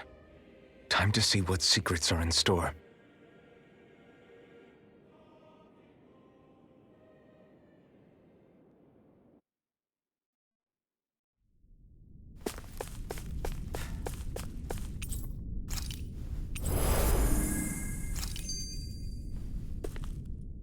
We're a long way from the residential quarters now. It looks completely different. Yeah, you're right. Actually, this place... it reminds me more of being back inside the Wedge. Except the Danan astral energy feels even stronger here. In a portion of the city reserved purely for the Renin Sovereign. Maybe he just has strange tastes? This place looks like it has been here for quite some time now. If its design were a matter of personal preference, we would be talking from centuries ago. Or perhaps even further back. Still, this isn't the sort of decadence of taste spoken of in artistic circles. So what is it then? Hold up, decadence? Artistic circles? When a preference is indulged to its extreme, it descends into kitsch, eccentricity for the sake of it. I'd be happy to illuminate you further. That depends. Does it involve you buying me lunch? The void that art fills isn't the stomach, it's the soul. In that case, I'll let you know the next time my soul starts to rumble. Now all we need is something to fill up the void inside your head. Shut up!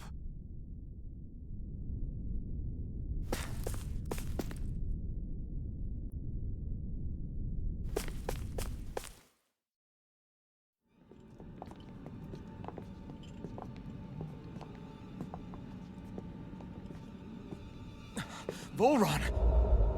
He really was still alive. And there's the Renis Alma. Then, is this another spirit channeling ceremony? Wait, though. Something doesn't seem right here. Once more, the powers must be united. Born from the fires of chaos, the world does seek its rightful state. All must be sacrificed in the heart of Rena, at the shrine of the true sovereign. What has happened to him? He's lost himself, reduced to a mere cog in the machine. Hey, look! Over there! Isn't that the Maiden's crest? Can it be that this entire chamber is meant to act as a substitute for the Maiden? It looks like it's still running, but are we already too late to stop the ceremony? If that's what caused Lenegis' transformation, then the purpose of the ceremony must have been to drain all the astral energy out of Dana. But for what purpose? What could possibly need astral energy on that sort of scale? I don't know. But whatever it is, I'll bet it's connected to those visions of oblivion. Regardless, we cannot stand by and let them steal Dana's energy. That said, we should retrieve the Renis Alma. Because right now, we need that most of all.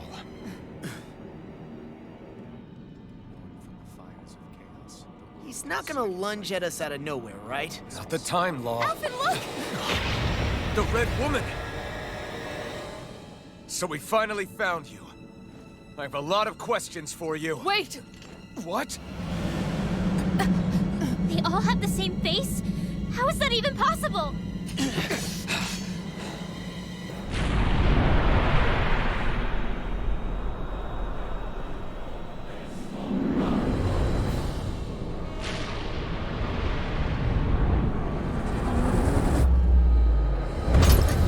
What is this? Who the hell are they? It can't be. Are they even people? It's hard to know for sure, but I think they're the true rulers of Rena.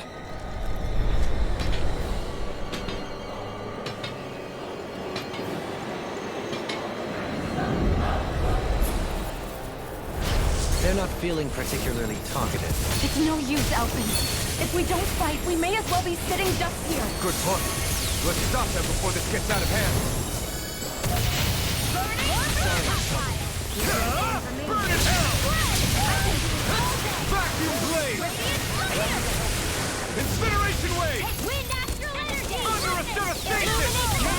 Devastation! Blah, blah, blah. Devastation! You get the gist. Rising Phoenix! Down on the ground. Tear! Searing gale! I owe you one. Damn! It's time! I'm all stuffed up. Incineration wave! Burn! Dazzle! Rising Phoenix! Can't be happening. You! Stay away from my friend! This one's all I'll mine! be saving this one. Imbue this vanquished soul with life! Chinese supernova! Thunderous devastation! Blah, blah, blah. I owe you one. Holy land! Blah, blah, blah. Thunderfang! My savior! Devastation! Don't get in my way! Burning strike! Illuminate the sky! Holy land! The water! Blah, blah, blah. Plasma shot! Here I go. In here! Mirage! Dragon Force!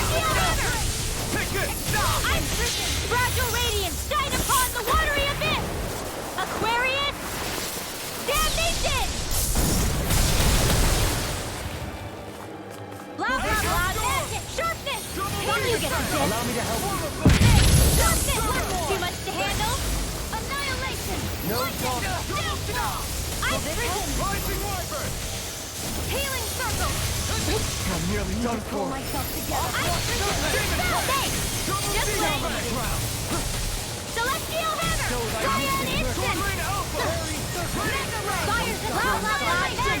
In here! Rending you apart. Devastation! Everlasting. Here I come. Eagle Ray. Mega Ray! Annihilation! Thunderous devastation. Devastation. Catapult. Take this. Devastation. I'm in your debt. Soaring blast. I'm in your debt. Raging Storm! Vacuum blade. Eagle Ray. Megasonic thrust. Be still. Rising Phoenix. You get the gist. Incineration blade. Take this. I never miss! Fairy circle. Sonic thrust. I owe you one. Magic is amped! Lightning thrust. Rising Phoenix. Incineration blade. You picked the wrong fight. I'll burn it all.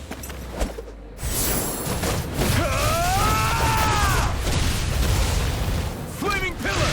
Fire.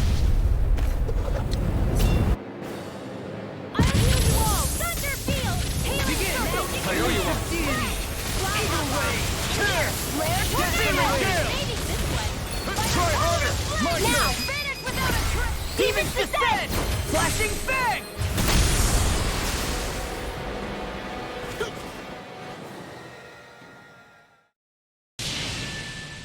Surrender! Fighting is useless now! Do you think it's really over?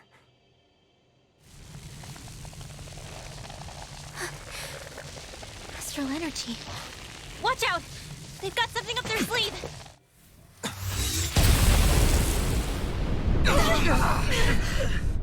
What? It's self-destructed? Alphen! I'm okay. Just a little roughed up. You had me worried there.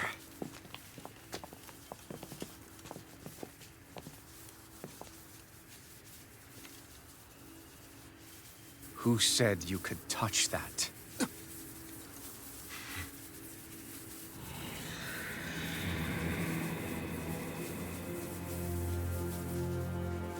Damn it! He's awake! I should have thought as much.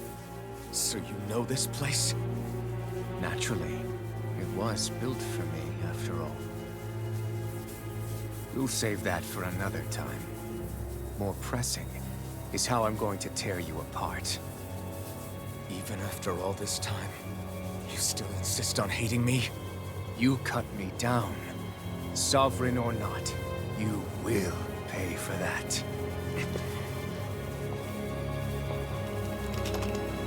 You're obviously bluffing. You can't even move right now. Really, is that what you think?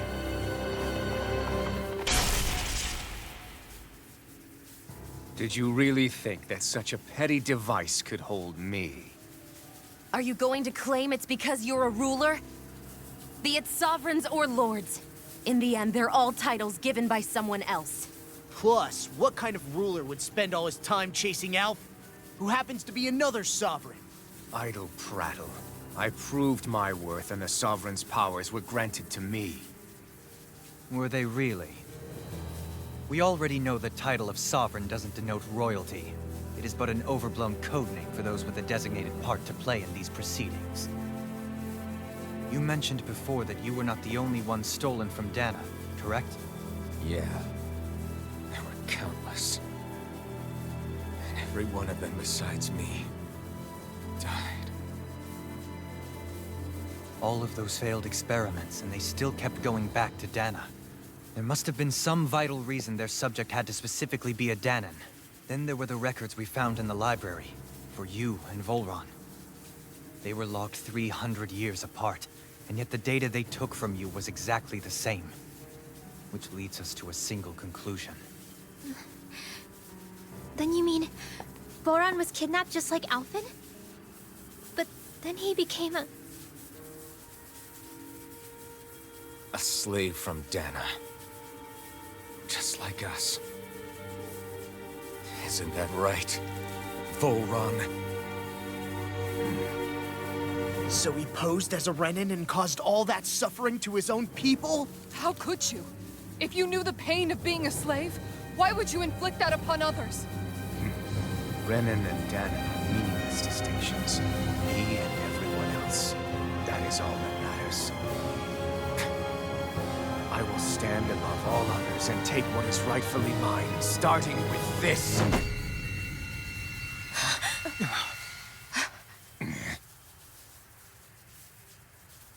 A red woman? Another one? Give your master back on Rena this message. No one makes a fool of me. Let them know I'll make them suffer.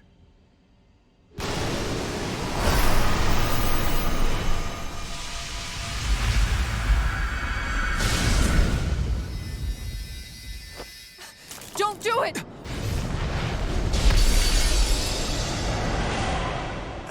Serenus Alma!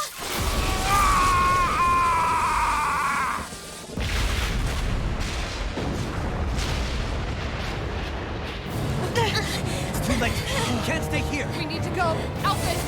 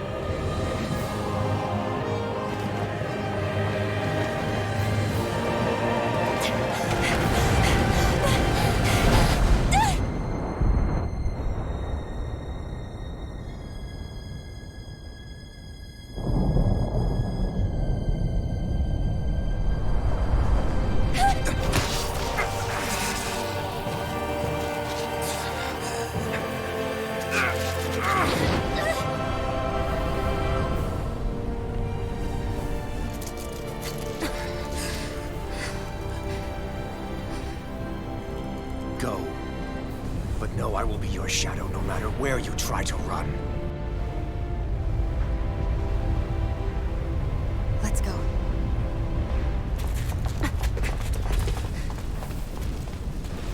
Never forget, I am the one who devours everything. Who answers to neither spirit nor man. My word is law. I am.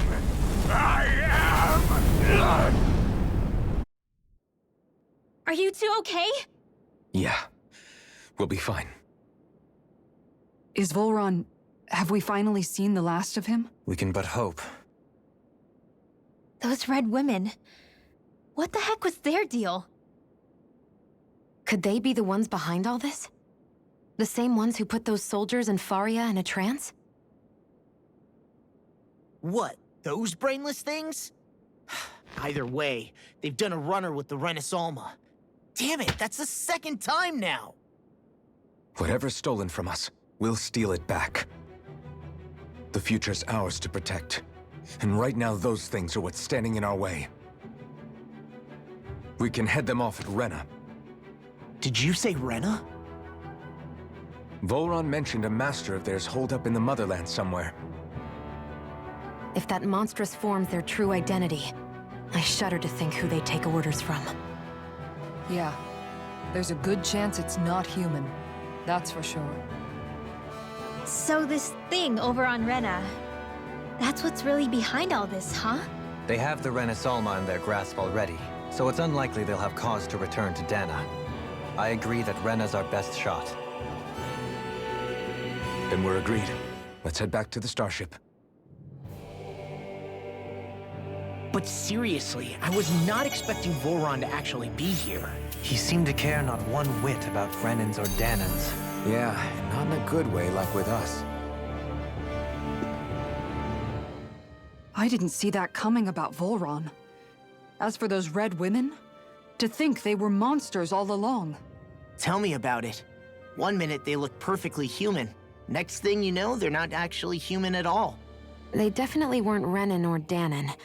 I'm not even sure language would get through to them. So what were they then? Human Zoogle hybrids?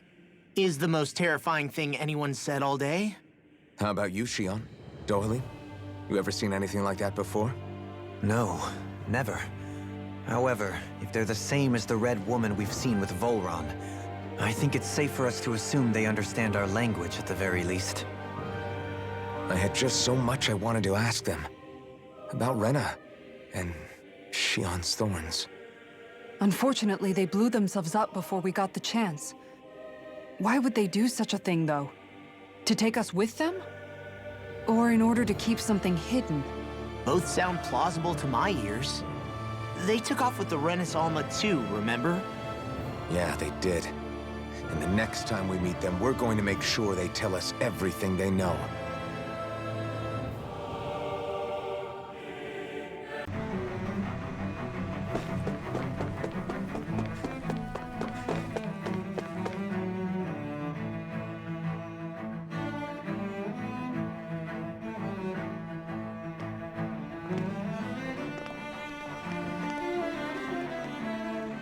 What the? When did it get pitch dark all of a sudden? The lights are all out. Think it has something to do with the explosion back in the Forbidden Zone? Doe? You two. Faria, Avakir. Thank goodness you're safe. Avakir filled me in about everything. About how I ambushed you all. She doesn't remember a thing. So she really was being controlled. He told me about Tarnigan, too. Is it true? What difference does it make? What's done is done. Stop casting me off, just for once! Faria, not now. It can wait. Dohalim, Lenegus is in grave peril. So I can see. It's the city's core reactor. It's damaged. Some of the basic systems we've managed to keep online, but complete restoration's still a way off. You're an elite technician, though. You can fix it, right? If so, then what's the problem? Panic's begun to set in among the citizens. Until now, whenever something like this happened, the Sovereign would issue a decree. But this time, not so much as a peep. Any longer and we run the risk of riots breaking out before we can get things back up and running. Forget the Sovereign. I doubt you'll be hearing from him anytime soon. What's that supposed to mean? Do you know something I don't? Suffice it to say, the Sovereign isn't the kind of ruler we thought he was. That is, if he ever even existed, which is looking doubtful at this stage. Are you out of your mind? Why, if people knew that a lord such as yourself was whispering such blasphemy, they'd— There's no time to explain now. It sounds like we need to find a way to keep Lenegus from spiraling out of control. We need to stop that riot. But how do we do that? Riots feed on discontent and unrest, right? So if we want to keep the peace, we just need to put people's minds at ease. At ease? Like by letting them hear directly from someone they trust. That's it. Who's the highest-ranking person in Lenegus right now? Lenegus wouldn't have a next in line. After all, you said the Sovereign rules over everyone directly, right? Correct. The closest thing to an authority figure would be a lord. And the only one left is... Ah. Very well then. Avakir, you mentioned a few facilities were still online. Which ones? Why hasn't the Sovereign said anything? Please, won't somebody explain what's going on? Is it over? What's going to happen to all of us? Heed me now, fellow Renans of Lenegus. It is I, Lord Dohalim Ilkaris of Eldamen and Sia. Look, up there! It's Lord Dohalim! Hold on! He should be in the crown contest! Shouldn't he? Why isn't the Sovereign talking to us? The Sovereign is seeing to other matters right now. In my capacity as Lord, I speak to you in his stead. You're afraid, as people so often are when faced with the unknown. I hope you'll allow me to put your fears to rest. The city's core reactor has experienced a malfunction. However, we have our top engineers attending to the matter, and things will soon be back to normal. I know that you feel abandoned, perhaps more scared and alone than ever before. But I ask you all to keep one thing in mind. You are Lenegus, not the Lords and Sovereign. The solidarity of its citizens is the mortar that holds it together. If we don't allow ourselves to be distracted by our differences, if we put our hearts and minds together and stand as one, I am confident we will find new hope. I would be honored to stand with you. Not as a person of loftier rank, but as another human being among many. I hope that you'll lend me your strength, for if we can persevere as one, I know a bright tomorrow awaits.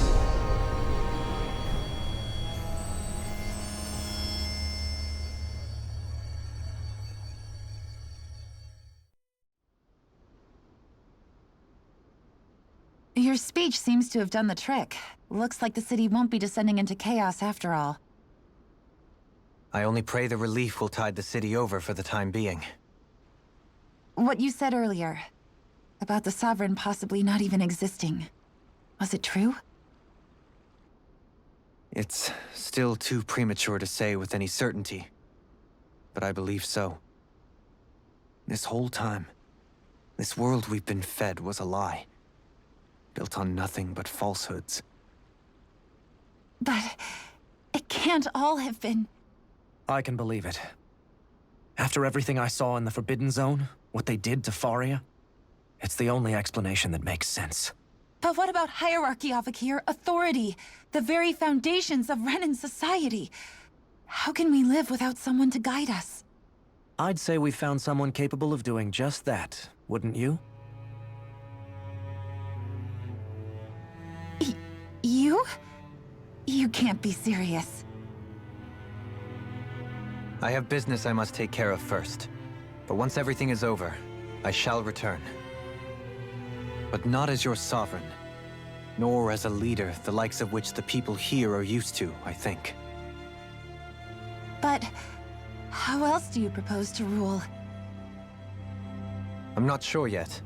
All I have is a feeling that here in Lenegus, a new dawn is on the verge of breaking. One in which people won't be judged by birthright, or on the power of their astral arts, but on other things. More important things. Things like, oh, I don't know, musical talent, for example. When I bumped into you after all those years, I said you were no different. But I was wrong. Truth is, you were always different. I feel like maybe now I can finally begin to accept turn against death. To see a future.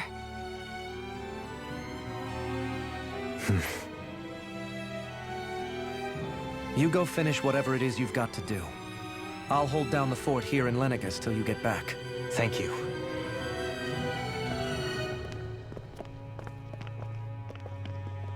I guess you're not going to make it to Menancia for the foreseeable future, huh?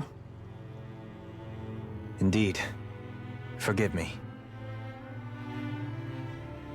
The people of Elda Menancia can look after themselves just fine. It's the ones here on Lenegus who need someone to guide them. Besides, with you leading the people here, it'll help spread the idea of coexistence beyond Menancia's borders that much faster. Sounds like you're in it for the long haul. How could I not be, after the second chance that I've been granted? From this day forth, I shall dedicate myself to the future inhabitants of this world. Though the memories of the departed shall remain forever in my heart. Remember, you're going to be leading the people here, not ruling them. True enough. Whatever would I do without you, Kisara? With or without her, I suspect you're gonna have your hands full when the time comes. We should be heading back to the ship. Business on Renna awaits.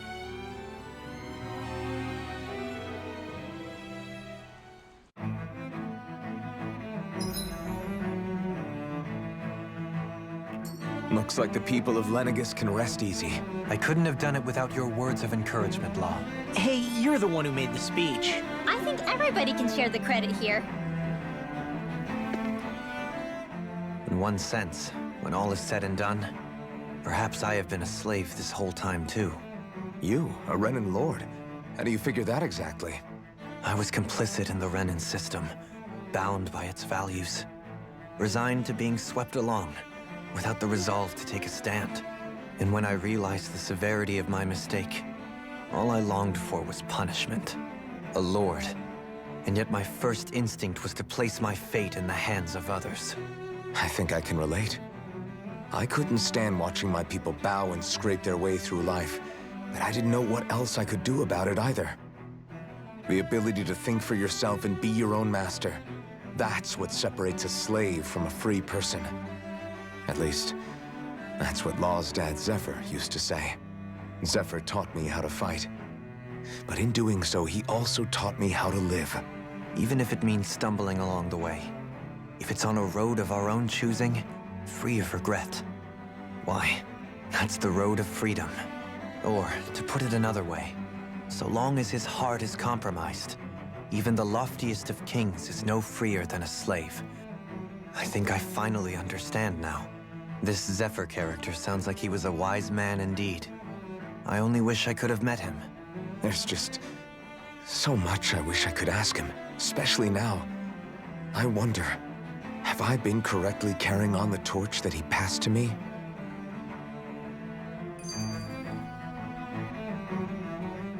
How long have you known? Known what? About the darkness I carry inside me. You seem to have been aware of it for quite some time now. Why ask me now? What does it matter?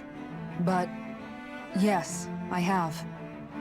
I've pretty much known that something was gnawing at you ever since we left Menancia. So basically since the very start of our journey then. Just when I thought I couldn't feel more ashamed. Leave the past where it belongs. We have no need for it now. You're forging ahead. That's what matters.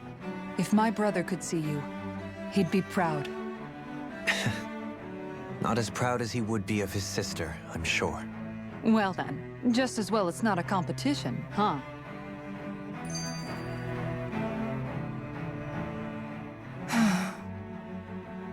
Kisara? Anyone at home in there? Sorry. Did I look distracted? Among other things. To be entirely honest, I couldn't tell whether you were smiling or frowning. You were thinking about Dohalim, weren't you? That obvious, huh? I was just thinking how good it is to see him moving forward at last. It was always so infuriating, knowing how capable he could be if he just put his mind to it. A prisoner trapped in a cage of his own self-doubt. But now, he's finally beginning to spread his wings. I'm happy for him. So, then why do you look so sad? Oh, I don't know if I'd say sad. There's a bittersweetness to it, I guess. It's good and strange, knowing that he won't be needing me anymore. It probably sounds weird, doesn't it? I have this massive worry off my mind. I should be jumping up and down for joy, right? Must be that maternal instinct of yours at work. Rinwell's right. You're like a mother bird, finally letting go as her child takes his first shaking and nervous flight from the nest. A pretty big child. That's one way to look at it. I wouldn't like to see Dohalim's face if he heard you say that. All this has made me realize I can't allow myself to become a prisoner of my own making like he was. If Dohalim can forge his own path ahead, then I can too. I won't be left behind.